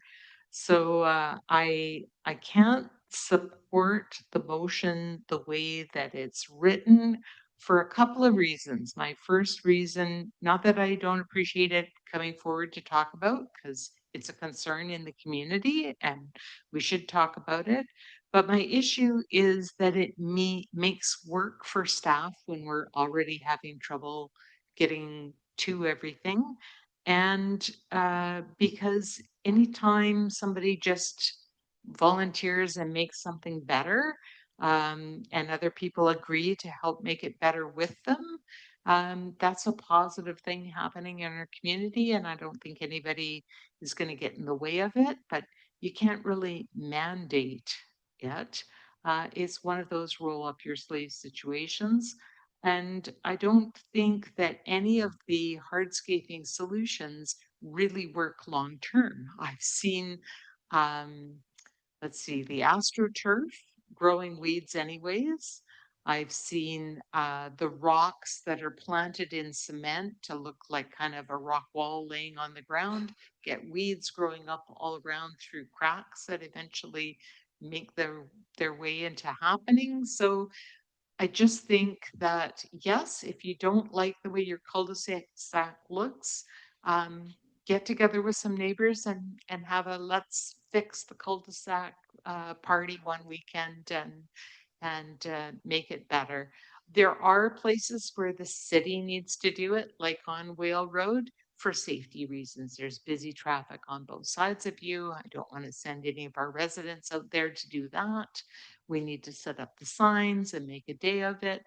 Maybe we could have some volunteers if they wanted to help Public Works when it comes to something like that. But I think for the cul-de-sacs themselves, we're fairly safe in leaving that in the hands of the residents who live there. Thank you. We didn't have a seconder on you yet, did we, Councillor Ward? I'll second it just to, so we can continue the discussion on it. Councillor Jordison, please.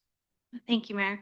I have a few questions through the mayor to staff, but first, I just want to say I think that that's why service review is so important, because in the service review for for 2026, it's stated under the 2025 priorities that under the boulevard maintenance policy that it was implemented. I can't even find that policy about uh, the boulevard maintenance or the plan or the program that was set up. And honestly, if it was unsuccessful, I would have rather have heard that at budget time than just saying it was implemented, because it doesn't appear to have been successful. So I think rather than asking whether we should replace landscaping with hardscape, I think we first need to kind of figure out what kind of streetscape we want Colwood to have. I think that's important first to figure that out. But rather than investigating how to remove landscaping, maybe the question is to investigate how we can lower maintenance through better landscaping and just do it better regarding, you know, the costs and the budget for to the city, to the residents, and just to, you know, I think there's a choice. There's a lot of choices out there. So I can't support this motion just to go right to hardscaping. And I think like some of the direction around cul-de-sacs is where I would see larger trees go and not hardscaping. And so I just have trouble supporting it. Thank you. Thank you very much. Councillor Olson? Thank you, Mr. Mayor. I'll be brief. Hardscaping, I just don't like the word, to be honest. I don't think it's reflective of the community here in Colwood. But I can appreciate the sentiment behind the motion. And I think that I could get on side with looking at hardscaping for along arterial roads where it makes sense. For low maintenance plantings and stuff. But as far as cul-de-sacs, I really struggle with removing kind of that green aspect of the community. My question is really for staff, like the capacity to be able to fulfill this. It just seems like there would be quite a bit of work involved in with this motion. So I was just wondering if you could enlighten me. Thank you. Thank you. Thankfully, the person that's going to write this report is not the person that's cutting the grass. So from a staff perspective, we can, certainly look at this between myself and Gordon and a couple of the supervisors to get a handle on it. And, what we're really fortunate to have is Brian, our GIS guy, is phenomenal. He can put together, if I give him an idea what council's looking for with regards to cul-de-sacs and boulevards and all of that, that'll be back to me within the day. He's so good at what he does. And it's really something that I know back a while ago, council supported that initiative, and it helps us do these types of things when we're asked to look at different areas. So picking up the areas would be pretty easy, coming back and discussing alternatives with regards to areas. And I would agree, if we're going to look at hardscaping or super low maintenance areas, I love the idea of arterial medians being our first objective. I like the idea of a volunteer program within the cul-de-sacs. And quite frankly, I mean, if we're going to do maintenance and not do maintenance, we're going to do the not maintenance in the low profile areas, the low volume traffic areas, those areas where 10 or 12 people are driving by the road on a weekly basis. It makes sense if we're not able to get to them to not get to those, as opposed to cars that are going down, thousands of cars a day going down and putting an issue with regards to neighborhoods and so on where there's high volume traffic. We definitely want to keep the city looking as nice as we can in those higher noticeable areas. So they do tend to be the ones that fall off when we start getting busy and we get droughts and so on. So yeah, that can happen. Thank you, John. So I mean, this motion isn't committing us to hardscaping by any means. So I think that if we can get the information in a timely manner and it's not costly and costing a lot of staff time to produce it, then it's really just giving us options for us to explore. So I think I can support this. Thank you. Thank you very much. I will end this. Oh, no, I see Councillor Wood. I'll go for the first time. I'm totally supportive of this, and I'll tell you why. If you do look at our service level review, we said maintain. That's our decision. We made that decision. I don't think we knew what the hell that meant, to tell you the truth. But I can tell you one thing. This is the worst year we've ever had. Now, there are mitigating circumstances. I think you guys can guess what one of the reasons are. I won't have to say that out loud here, but there was a mitigating circumstance here.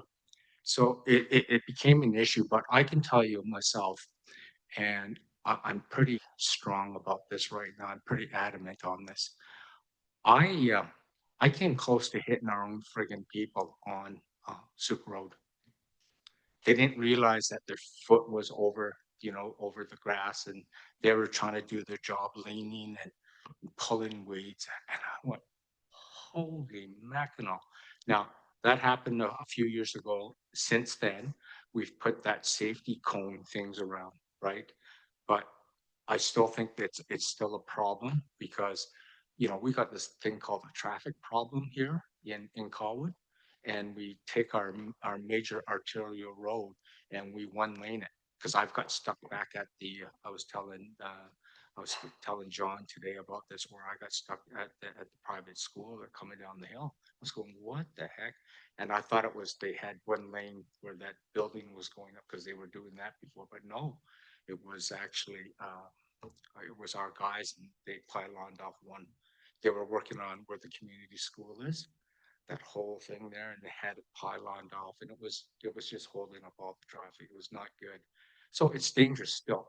Inherently, they have to stop, stop traffic and then put the cones out. And I don't feel good about that. I mean, I am bona fidely worried about our public works people. And I don't like it. It just doesn't, it gives me the willies, to tell you the truth. So just along those main corridors that should be our top priority right now. And we should be hardscaping that. Like, I'm not even gonna, or something better than that.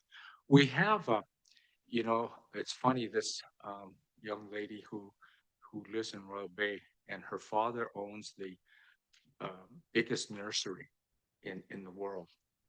And she's actually Turkish, but she is Canadian now. She lives here. And she actually offered to come and help us with this. Like, she goes, oh, I can tell you could do way better. You can put different types of flora down and just improve your whole area with less maintenance, less water. And she volunteered her time, but we just thought we could do it better and ignored her. But I will give staff her card, because she is still interested in helping us. She's actually doing a lot of the work for Beachlands now. That's how good she really is. So I still think just I'm more of a safety kind of guy. And I kept on thinking, well, maybe hardscaping is the way to get around all of these problems and just forget about it. But as Councillor Day said, I did see some hardscaping, even in your old haunts there in Hugh Royal.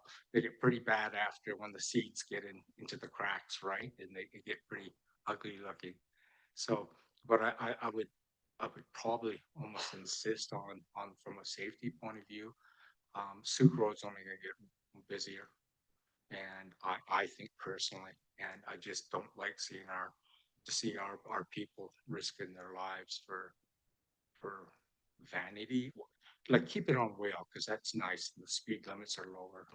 Well, there's as low as Suk Road, but no one on Suk Road does 50.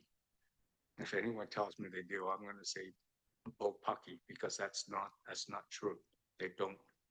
So from a safety point of view, strictly for our employees, and you know when you start reading it across Canada, how many people get killed doing maintenance in the middle of a major arterial road or highway, it's unnecessary. You know, for the vanity of a city. That's how I feel about this. Looks great. We'll keep it on wheel. There's certain areas that we will, and I'm not even going to protest around our streets in Colwood, but we can do better. I still think we can do better with this. So I like the whole idea of this because it's going to make us take a pause, take a look at this, because like I said, I similarly to Councillor Olson, I don't see anything that's obligating us to do this.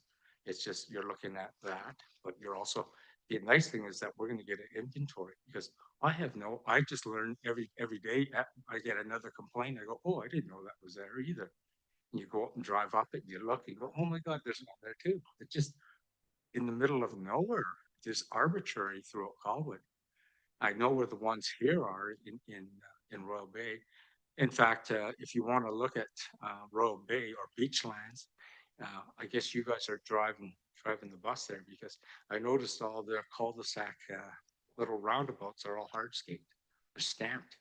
That can't be cheap, but they look good though. I mean, they look really awesome.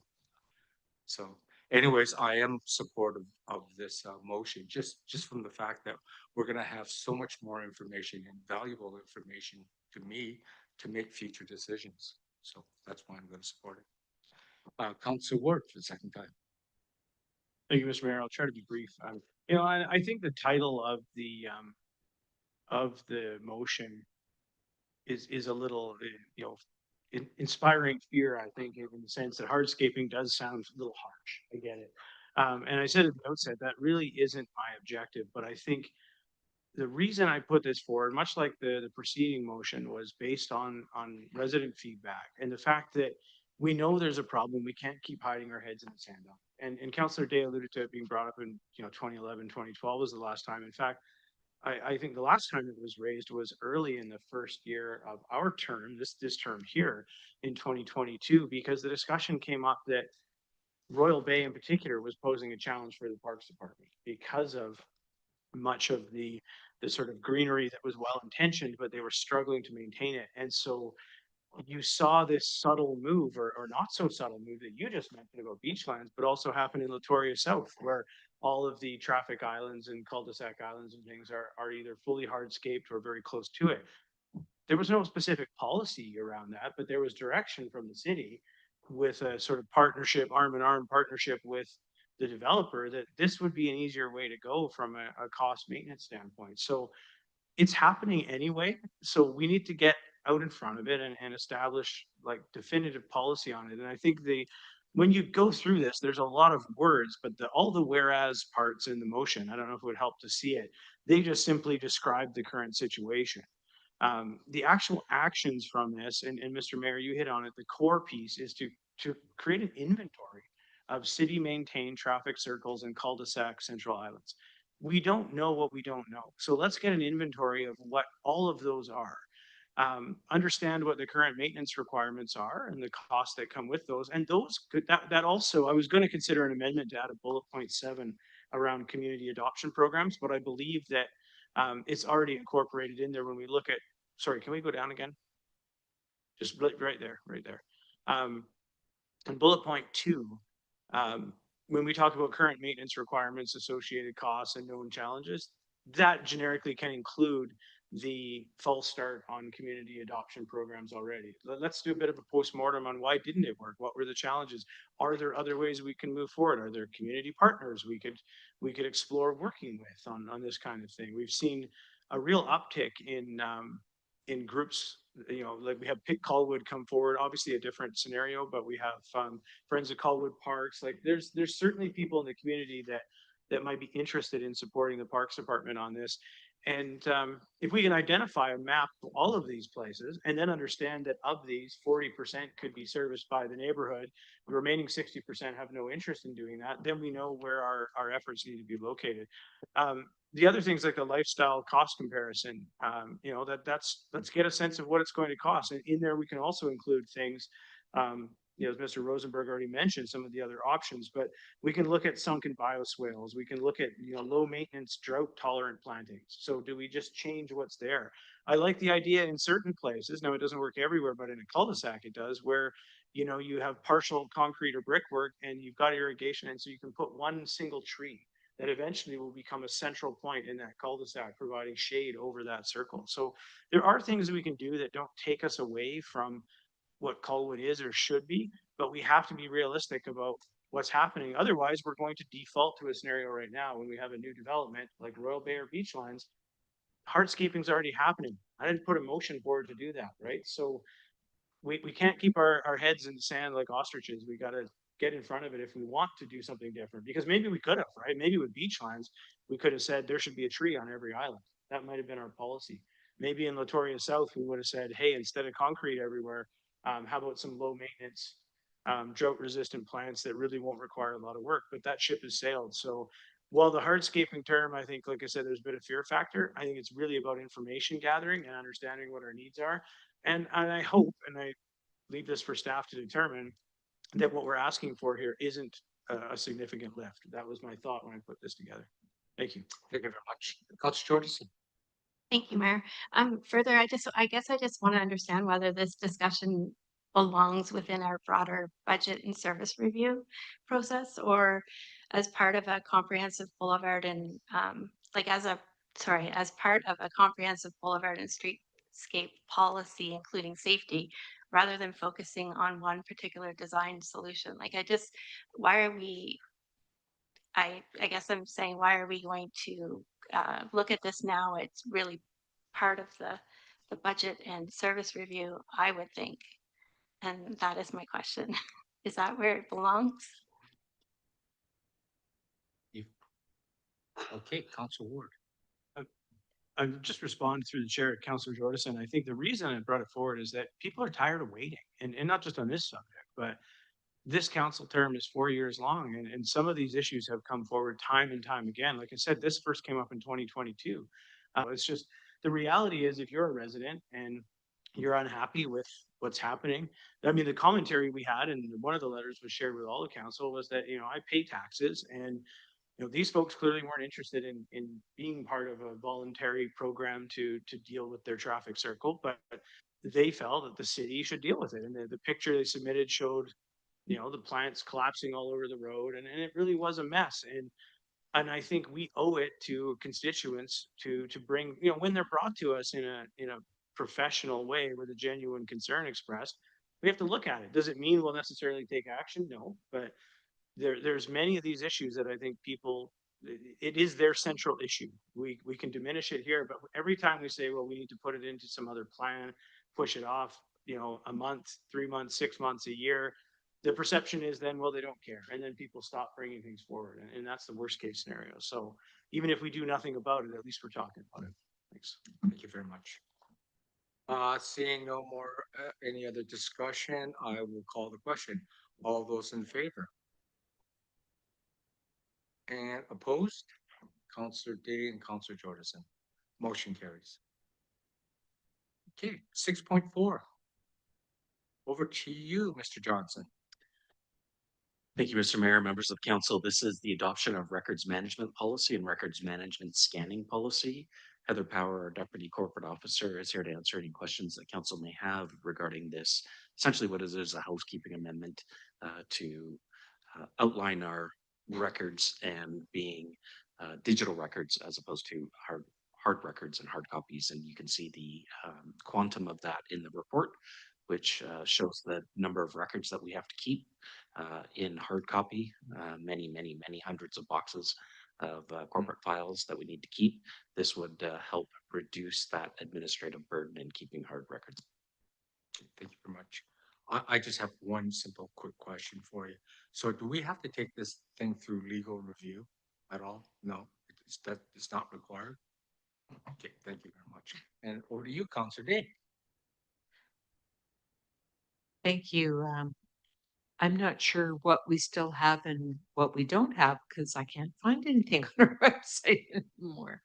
But how long are we keeping records for? For example, reports that have been written on the city issue. Pretty much every record has its own retention schedule. Some of them are 7 years, like bylaws we keep for forever and ever, agendas and we keep forever and ever. So there are certain things, but we go through the LGMA, which is the Local Government Management Association, has a retention schedule that Colwood follows, as do all the rest of the municipalities in the province. Yeah. Okay, so I have written reports that went on those agendas. Would those still be available? Correct, yes. If you reach out to City Hall, those are accessible. On our city website, might not have since the beginning of time. But yes, we do keep those agendas and reports for forever.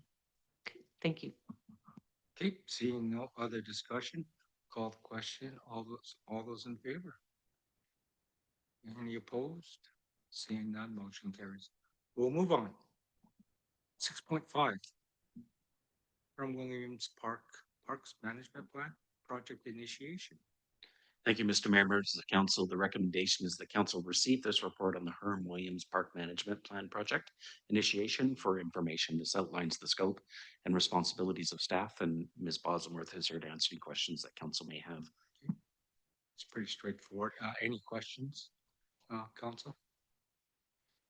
Seeing none, can I get a motion? If we don't, do we even have a motion to receive? Okay, we just received, right? Okay, we'll move at 6 then, please. Same thing. Same with the Outlook Park Management Plan project initiation. Considering that the agenda was received, this was received by council previously, and this is for information. Okay. Questions? Councillor D. Thank you.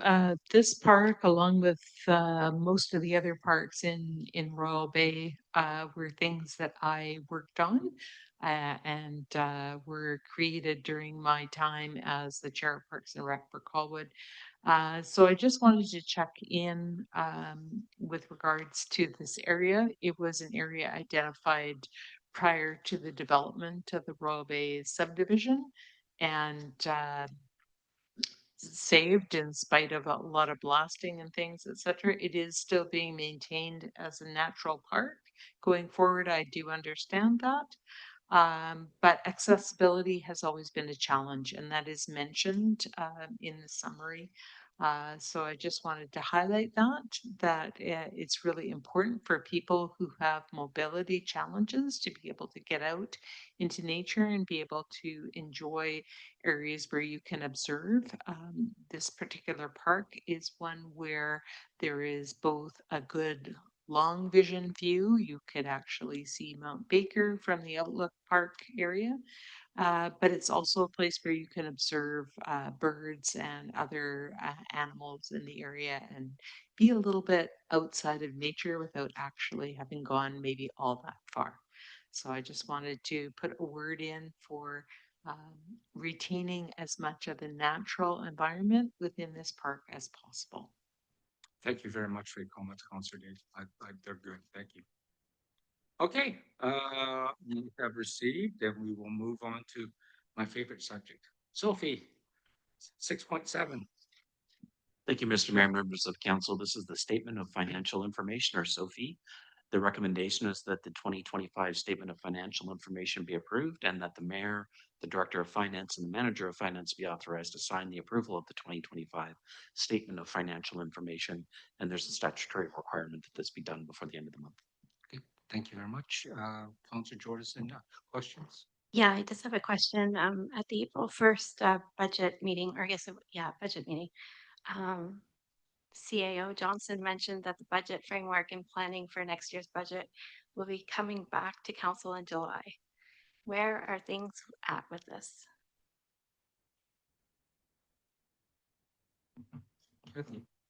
Thank you for the question. I might be missing the connection to the SOFI, but the budget process, we were hoping to start in July. I actually had a meeting with administration today to talk about methods that we might want to start getting information from the public, because we have not had a lot of public input into our budget process. So we are starting those talks, and we are starting the budget process. However, we have not formally, we would be bringing that to council first for consideration before we did anything like that. But did I miss sort of the connection? I apologize if I did, Councillor. No, just that it was in July. So I guess with along with this motion that we're or recommendation, I guess it's just for information. But I just maybe I'd like to make a motion that council direct staff to return to the August 24th council meeting with a proposed 2027 service review and detailed budget. I'm gonna make a suggestion, we'll just do a notice of motion at the end here, because this is about Sophie right now. I agree with you. It's good what you're saying, but we'll just do.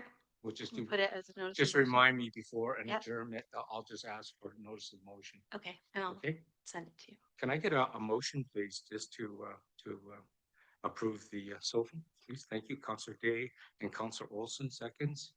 Any further discussion on Sophie itself? Seeing none, I call the question. Any opposed?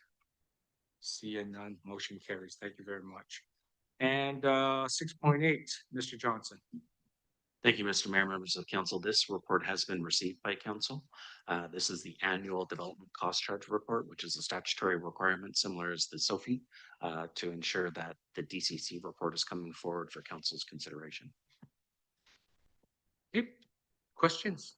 Thank you, Councillor Day and then Councillor Jordison. Thank you.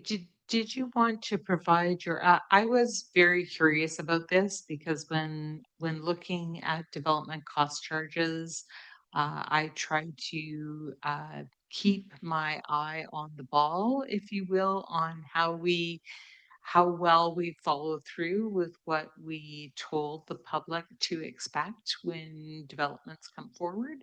And when I was reviewing this, some of it jumped out at me as not what we had approved, and I got a really good answer. So I would just like to ask staff to give us their reasoning behind why the numbers in this report don't exactly match the numbers that we made the recommendation for. Thank you, Kathy. Thank you for the question or the clarification. As timing would have it, the financial plan, the 2026 to 2030 financial plan was approved at the same meeting as this Carindale project. The UCC project was brought forward to council for a decision on the three options were presented actually in terms of how to proceed with design, a low cost, a medium cost, and a higher cost. So ultimately council did approve a low cost option based on estimates that were provided in that report. However, no budget amendment has been approved to date, and those costs were high level estimates, and we will be engineering will be tendering that project this summer, hopefully in August. Also, if council will remember that report, that project is complicated. There's also a grant application currently in progress that we're waiting to hear back on, and that result will also be known in the summer, hopefully in July. So all of that information will inform the budget amendment.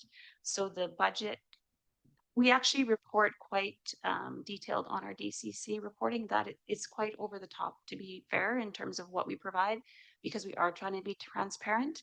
Sometimes that aim misses the mark a little bit when stuff is happening. The timing does influence how that information is perceived. So appreciated the opportunity to clarify and explain why that number looks a little bit higher. In reality, we do hope that it comes in lower when that final budget numbers are submitted with the tenders. That's a good question, Councillor Day. So, great answer. Thank you. So basically, for any public who's listening and might be confused by this, there's the higher number is included in our potential spend from our development cost charge piggy bank. And because the project isn't yet tendered or completed, we don't know if there are any cost overruns or how it will all actually shake out. So in the end, the number will be revised when all of our budget numbers are revised together and we have the final figures confirmed. Perfect. Councillor Jordison, please. Thank you. I just had a quick question about when we were reviewing things previously that it was mentioned that the sewer DCC is really outdated and that that maybe we should also consider looking at additional DCCs like stormwater infrastructure, RCMP, or fire. And I'm just wondering where if that's a priority, like where that fits in the priorities, I guess, going forward. Thank you for the question. This is really a multidisciplinary question and a very complicated scenario, right? When we start talking about our stack, it doesn't change the fact that the sewer DCC bylaw needs attention, regardless of whether we look at new DCCs or not. I would have to, I'm not as familiar with when we're talking about that DCC. I think it's coming up though, right, Sewer, John? Currently, currently the work program has the road DCC being implemented in 2027, and the sewer DCC is likely going to go in 2028. Both are massive endeavors with regards to timing, but the roads one is the one that we're going to see the most movement on over the next couple of years. So it's the one we've made the imperative driver on the DCC allocation. Okay, thank you. Thank you. And that was just for information purposes again. So we just received. Thank you very much. And we'll move on to bylaw section 7. Marcy, want to start us off? Or Heather? Thank you, Worship. So the first one we have is Sewer Local Area Service Enlargement Amendment Bylaws, going for first, second, and third reading. The Colwood Main Sewer Local Area Service, and this is for LAS enlargement of 3391 Fulton Road. And as well, we have Colwood West Local Area Service Establishment Bylaw for the LSA enlargement for 3391 Fulton Road. Mover into Council Grove, Council Ward. Discussion? Seeing none. Call the question. Any opposed? Seeing none, motion carries. Next, please. It's Colwood Land Use Bylaw number 151, 1989, amendment number 220. This is for CD 433145 Machosen Road, bylaw number 2054, 2025, and this is for adoption. Okay, thank you. Mover and seconder, please. Well, I'm going to get the motion on the table and then you can speak to it. Is it a question or is it a comment? Okay, you can ask the question. Absolutely. So my concern with this application is that the development is utilizing the lot in such a way as it may be the side yard setback that is impacting Machosen Road. And we've had a lot of discussion. We're only at the Machosen Road corridor study stage, but we have talked about potentially needing 30 meters of right-of-way for Machosen Road between Souk Road and Wishart Road on Machosen Road. And I'm concerned that the setbacks may potentially interfere with the future needs of that transportation corridor. So my question is, are the building footprints, including stairs or any entrances, going to be within a 35-meter road right-of-way? Staff? Thank you for the question. So as part of the original staff recommendation that included the conditions that would be registered within the development agreement, it included the requirement to register road dedication to achieve a 25-meter right-of-way. So they have dedicated that as that was a requirement prior to adoption. And so setbacks would be measured to the new property line when considering the road dedication. This is a rezoning application, so they have not submitted a development permit application, which is when we would assess the setbacks. So when you assess the setbacks for the building footprint, will you consider the possibility that we may need 30 meters of right of way? Because that is what the TMP was discussing the last time we talked about it, from Souk Road to Wishart Road. And what I'm concerned about is jumping ahead a few years from now and needing that corridor and finding that we're up against a hard limitation where there's no possibility of acquiring that land at a later date.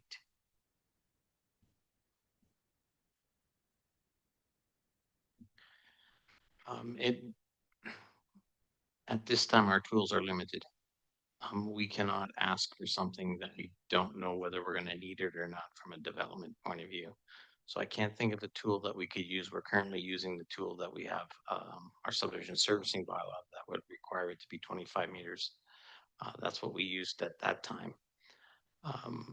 And we haven't got anything that we've adopted with regards to the next steps. I can say that in my first initial looks at Machosen, it's not looking like we would need 30 meters, but at this time we would have to ask from that side of the street an additional 2.5 meters if we wanted to go that way. And is that estimate considering 30 years from now, what the needs of our community might be? A full build out. So it would be to 2070, 2075. Okay, thank you. Thank you. Councillor Jordison, question? Thank you, Mayor. I'd like to belabor that point a bit. I think this is about consistency in planning. And I realize that the Local Government Act, I think it is, that says the bylaw provides 25, or it's the bylaw that provides a 25-meter road right of way.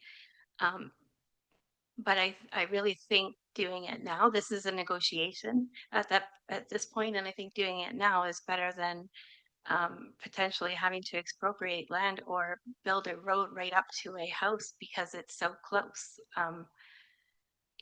It's like 5 meters. So I just think it's consistency in planning, and that this land use bylaw may be limiting this and future council's ability to improve our transportation network along this corridor.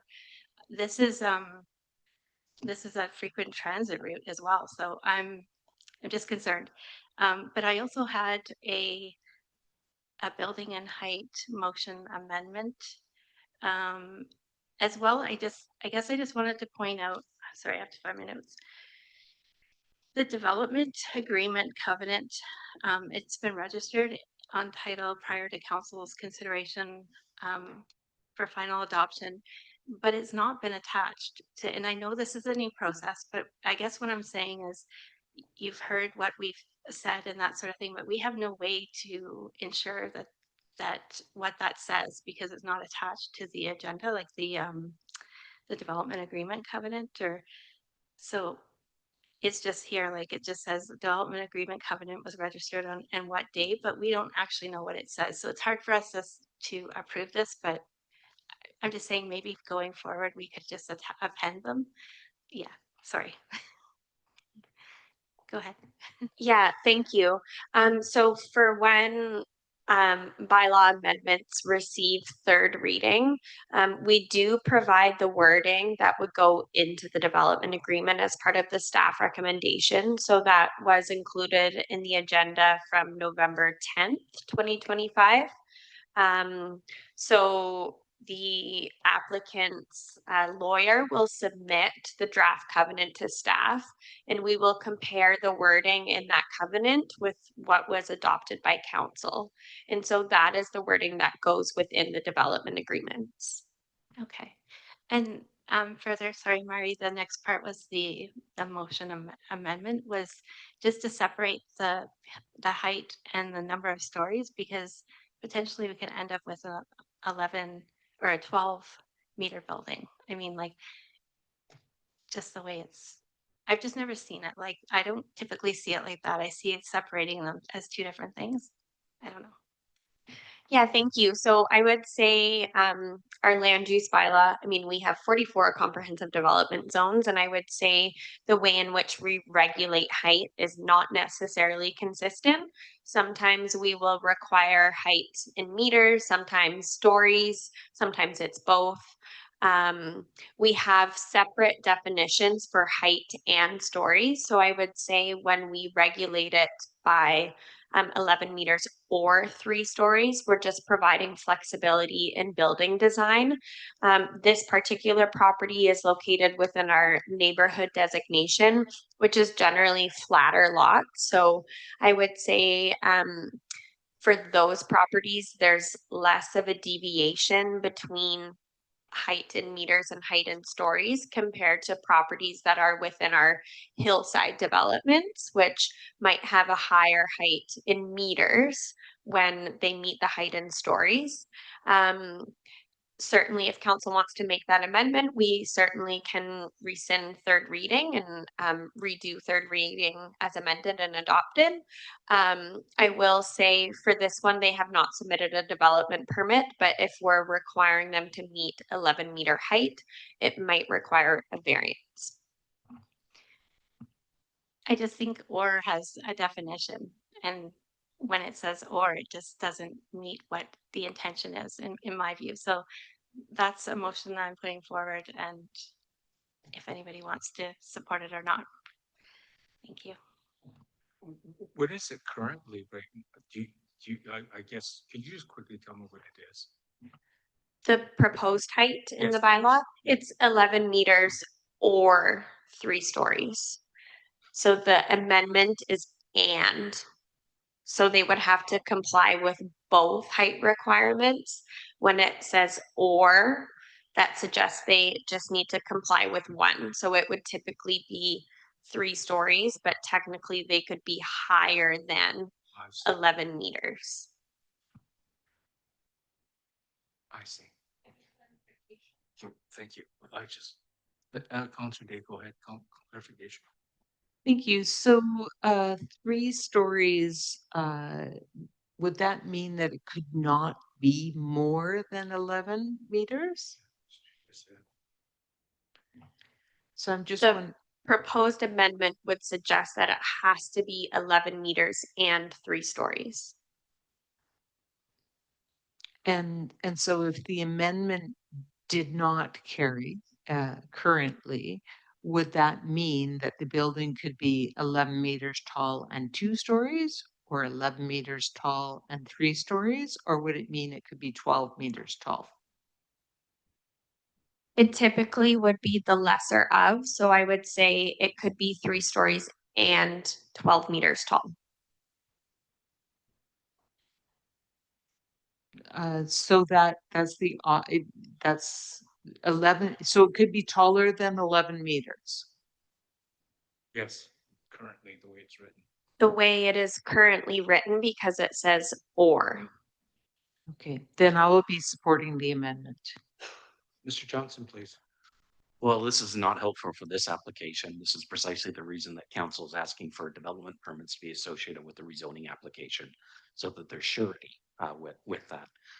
This allows more flexibility and the way that we previously did business versus you will see what that design guideline will look like with the form and character, and you will have surety moving forward. Okay. Any other, well, no, any other questions? So that's your motion right now. Councillor Jordison, seconder, Councillor Day. Any other discussion on this? Okay, see, oh. No. I'm gonna let Councillor Ward have one turn, and then I'll come back to you, Councillor Day. Thank you, Mr. Mayor. Yeah, I'm comfortable with the change potentially, but I think it, we're at the 11th hour on this and that we've done third reading. And I'm always cognizant that there's other parties that are involved and obviously aren't represented here this evening because they probably assumed this was fait accompli and it would just be rubber stamped and moved on. So I wonder if there's some consultation required between staff and the applicant, around this. Yeah, I'm trying to be devil's advocate. I think if I'm on their side, I would see this as a fundamental shift from what I'm looking to do. They may well have architectural designs that are 3 stories with high ceilings on the master bedroom that bring it up to 11.7 meters or 12 or something. So I just question if we should be so draconian as to impose it now or to send it back, as a proposal, even through the planning and land use committee to, just somehow to engage the applicant and give them a fair shot at, they may well just say, hey, this is not an issue for me, but I think we've gone a long way and we've had ample opportunity to raise a hand. And, I feel it might be perceived as less than honorable to do it at this stage. That's just my personal perception on it. Thank you very much, Councillor Day. Thank you. I just wanted to ask the CAO after his comment. I was thinking that this would be under our old system, not under our new system, where we would have more requirements for when we got to the development permit stage. Yeah, moving forward, you will see the building plans that will be associated with it because the development permit would be approved the same night that the rezoning would be adopted so that there'd be surety about the height, the number of stories, and how all that fits together. This is under the old system whereby essentially we're zoning and then we're not sure when the development will actually happen. The developer themselves, from what I understand, had a higher height for the minimum building side. So if this is something that's council is considering, I'd suggest that you defer and allow staff the opportunity to have that conversation because that conversation has not been had with the developer. Okay, I'm concerned about the heights, given that it's in the midst of an existing neighborhood. And I'm concerned that we have a process change happening that makes us a little less sure of what we're doing. I think it's for the better. It just left me wondering, how accountable anyone is going to be after this. Councillor Jordison. I guess my question is, Sorry, before I go to you, I'll just quickly get a comment here. Sorry. sorry. I just wanted to provide clarification that this development permit would come forward to council for approval. So you would have an opportunity to review the application at that point.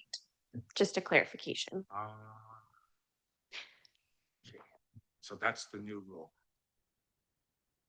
That's Right. under the new rule, right? Yeah, regardless, I think that this should always be separated. They're 2 different things. And you can see when the or is in there, how it can be used to the benefit of the developer. And I think like with these being within neighborhoods that we have to be cognizant of that. So I actually think that this should be the standard going forward, that we should always be separating these things to get the right meaning. I don't know if that should say that. I mean, like even the next one on the agenda, I'm sure it had it too. So if that's, yeah, I just think that we need to make this the standard because of what could happen. That's all I wanted to say. Thanks. Councillor Ward. I completely understand the logic behind it, and I think it makes sense. Again, for me, the concern is just moving the goalpost midstream. I can see having it be definitive that it's one or the other, but this particular applicant was working under this, so I can't support the amendment, not because I don't support it in principle, just because I think it to me is to 11th hour. I think I would like to see us look at this. As Councillor Jordison said, is sort of binding across, change the definition across all applications, but I think that has to happen maybe after some review here. So I'm going to vote no, and then I'm going to seek to defer following the outcome of that if it's not successful. Thank you. Okay, thank you. Any other discussion? Yeah, I agree with what you're trying to get at right now, but this is what, as a business background, if you did this to me, I'd be pretty angry about this. You can't change, keep changing the goal line on this. We got some other issues like this coming up in front of us right now, but it's not a good place to do business. If we do this, I understand, I know where we're going with this right now, and I like it because we got a lot more control. But right now, it is what it is, and the people bought the land, had the proposal based on what they knew, what the rules of at the time are. We are changing the rules right now, though. So I don't know if I should just sort of say, we got to grandfather some of these things. I don't know. That's how I feel, because it's just, I'm trying to understand both sides of it right now. I guess that's where I'm having problems with this. And it's a good rule. So I'm not criticizing what you're trying to do with this, Councillor Jordison, by any means. I think there should be maximums. It shouldn't be either or, but if in good conscience, the developer developed this because of our own rules or existing rules right now, then it is what it is. So I'm having a lot of problems supporting this right now. I'd like to see it in future, like this is a good thing, but I'm having a lot of problems myself. Anyways, Councillor Day, yes. I'd like to make a motion to refer this back to staff so that they can speak to the developer and know, so we could have some surety moving forward. There's still time. There's one more council meeting. It shouldn't delay it overly. Can I get a seconder on that referral? Yeah, so, No, motion to amend is always in order. yeah, it is. Sorry. It's a motion to refer, right? Okay. That's why. Seconder on the referral. Thank you, Councillor Olson. And discussion on the referral. Councillor Jordison. I like that, but I just wanted to, like, there's other ones on, there's another one coming up and the next bylaw for Fulton Road that I think would have that in it as well. So I'm just wondering how we can make this encapsulate everything.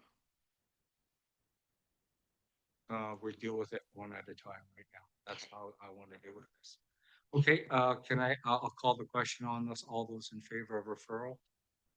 Any opposed? Seeing none, motion carries. Okay, next one, please. 7.3.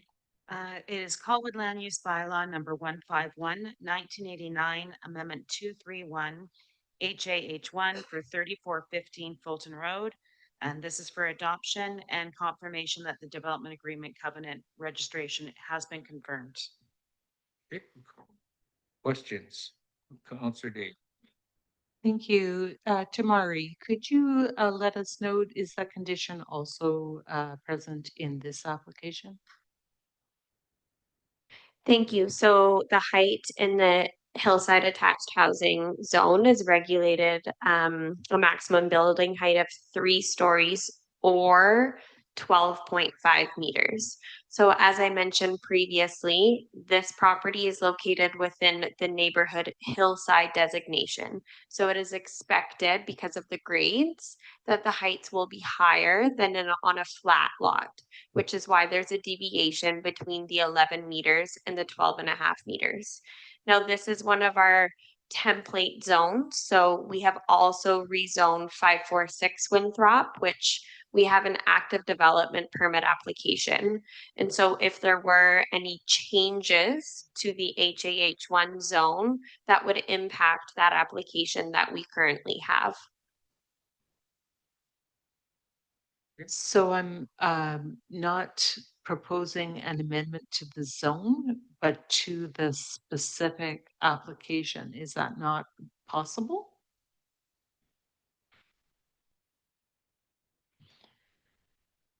We could add in the zone that we're gonna regulate height with 3 stories and 12.5 meters for a specific property. I would say that is not necessarily our intent of the use of the template zones though, but we can certainly do that.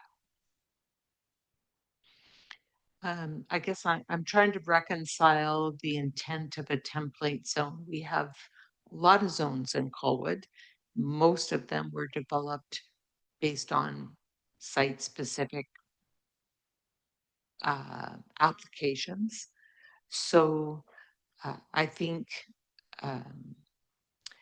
I'm familiar with the heights being problematic in areas where there is a large differential between one side of the property and the other, such as on Triangle Mountain.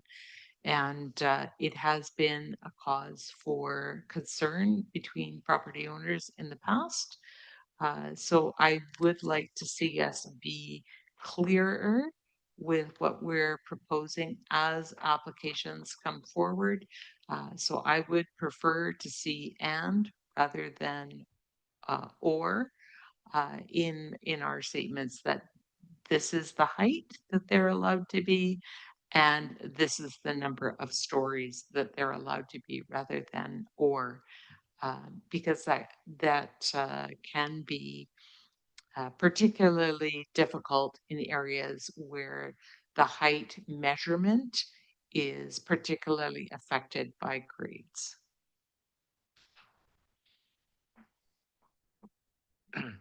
Again, this is another one of these cases.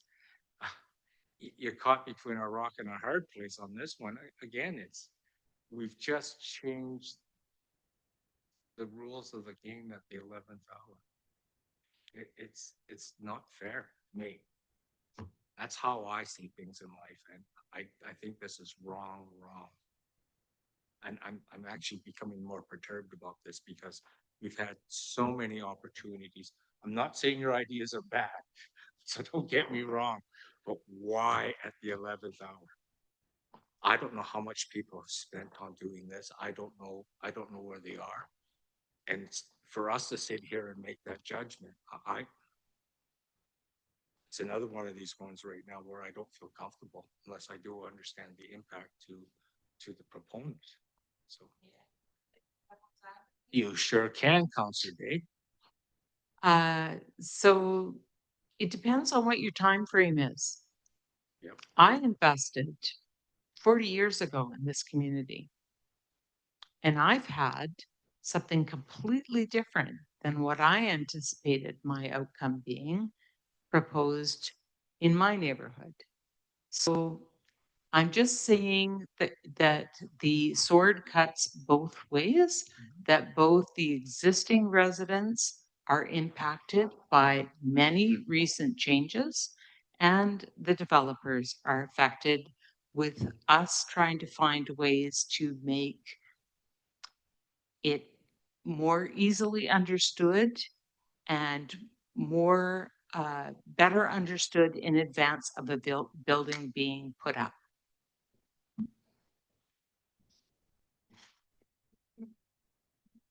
Councillor Jordis and then Councillor Olsen. Thank you, Mayor. I just wanted to say, I think without the gentle infill strategy, information and protection for legacy neighborhoods, that this is maybe fair, if you will, in the interim, because I don't know, if you look at other municipals, governments, they don't do the or. It's usually one for each line. So I just don't understand why we did it this way. And I think that residents might feel that it was done in favor of developers. Maybe there's a way to leave these ones and move on for the next ones that we are cognizant of this. I'm not sure. Thanks. Thank you very much. Councillor Olsen. Thank you, Mr. Mayor. I think with respect to 7.3, the topography and the landscape really makes it challenging. So I would be inclined to just support this for adoption because the nature of the landscape it's really irrelevant, this conversation, I think, to this specific item on the agenda. Thank you. Yep. Councillor Ward? Yeah, I'd echo what Councillor Olson said, and I'd remind everybody at the table that this came before a planning and land use committee, which is also comprised of residents, and then it came before council, and we moved it forward. And I understand the argument, and I think on a go forward basis, I'm open to looking at that. I think there is some benefit to that, and it should, as Councillor Jordison said, probably be a component of gentle infill strategy, to have clearly defined definitions so there is no vagueness or ambiguity. But in this particular case, I agree with what you said, Mr. Mayor. It's moving the goalposts. Yes, resident concerns are valid, and we've had ample opportunity to hear them and address them. And now we're in a place where people may have significant money invested, and we're talking 2 or 3 feet of roof height potentially, realistically. Perhaps Mari, or through the chair to Mari, the question on this one, will this also then come before council, similar to the last one, or no? Yes, it will. It will have to have council approval for the development permit.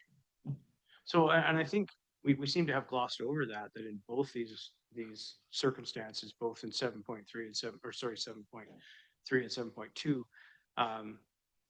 we'll have an opportunity to look at it yet again. And I think if something extraneous came forward that really stood out, that imposed, something on the neighborhood that none of us foresaw, we'll have opportunity to speak to it. So I think we've got a mechanism to address these unique ones that fall between. And then it behooves us to try and look at whether or not we want to add additional measures moving forward. So I will just going to support what's the staff recommendation today because of that. Thanks. We need to, oh, Mari, sorry, please. Thank you. I just thought I would add one more point that this is a rezoning application. So as part of rezoning applications, our job is to review the application against the OCP. So for Machosen, it's within the neighborhood designation. That designation supports buildings up to 3 stories. So that is sort of the measure that we look at. It does not identify height in meters. And so that is up to us to develop what an appropriate height in meters would be for that property, but ensuring that it still complies with the OCP. So I just thought I would add that comment. And if I could just comment as well, the development permit is for the form and character, right? And that form and character does look at the height and what it does to adjacent neighbors. So council will have the opportunity to debate that at that design stage when it comes forward. What council has given us direction on is to require rezonings with DPs so that there is surety about the height, the density, not the density, the form and character of what's being proposed, and all that does encompass the number of stories as well as height within the designation and whether or not council finds that appropriate, as well as neighbors having an opportunity to comment. Okay, great. I think there's also something else. I mean, the DPs still have to be developed, and you can be influencing that right now. You know how we feel about this right now. So, I guess I've got to get the motion on the floor. Thank you, Councillor Ward and Councillor Olson. Okay. Any other discussion on this? Okay, I'll call the question. All those in favor? And opposed? Councillor George and Councillor Day. Okay, next 7.4. We have off-street parking regulations bylaw number 1903, 1909-3, SHMU for adoption. Okay, mover and second. Mr. Mayor, can I just add a quick interjection? Yes. Council will also have seen that we sent a letter to the ministry today. Just for council's information, the deadline was June 30th, but council did ask for some amendments. So we did let the province know that those further amendments will be coming at our next meeting so that we can consider that. And we're just gave the province the heads up. This is part of the measures for SHMU, but the entirety of SHMU is coming back based on what council's direction was at a previous meeting. Okay, thank you very much. Mover and seconder, please. Councillor Olson, Councillor Ward, discussion. Seeing none, call the question. All those in favor? Opposed? Councillor Day, Councillor Jordison. Okay, next one, 7.5. Sorry, public notice bylaw number 2117, 2026, and this is for adoption. Okay, questions? Straightforward. Mover and seconder, Councillor Grove and Councillor Olson. Discussion? Call the question. All those in favor? Any opposed? No. Good, unanimous. Okay, motion arising then, please. Go ahead. I'm just changing business here. We're going to be more efficient here.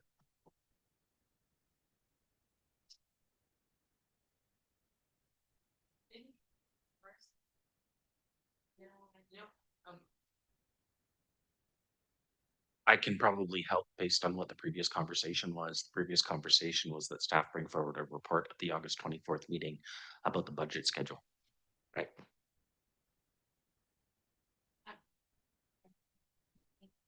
Okay, go ahead. That sounded funny. Sorry, it's just that that staff I mean I can say it the way I wrote it, but just that council directs staff to return to the August 24th, 2026 council meeting with a proposed 2027 service review and budget development framework process.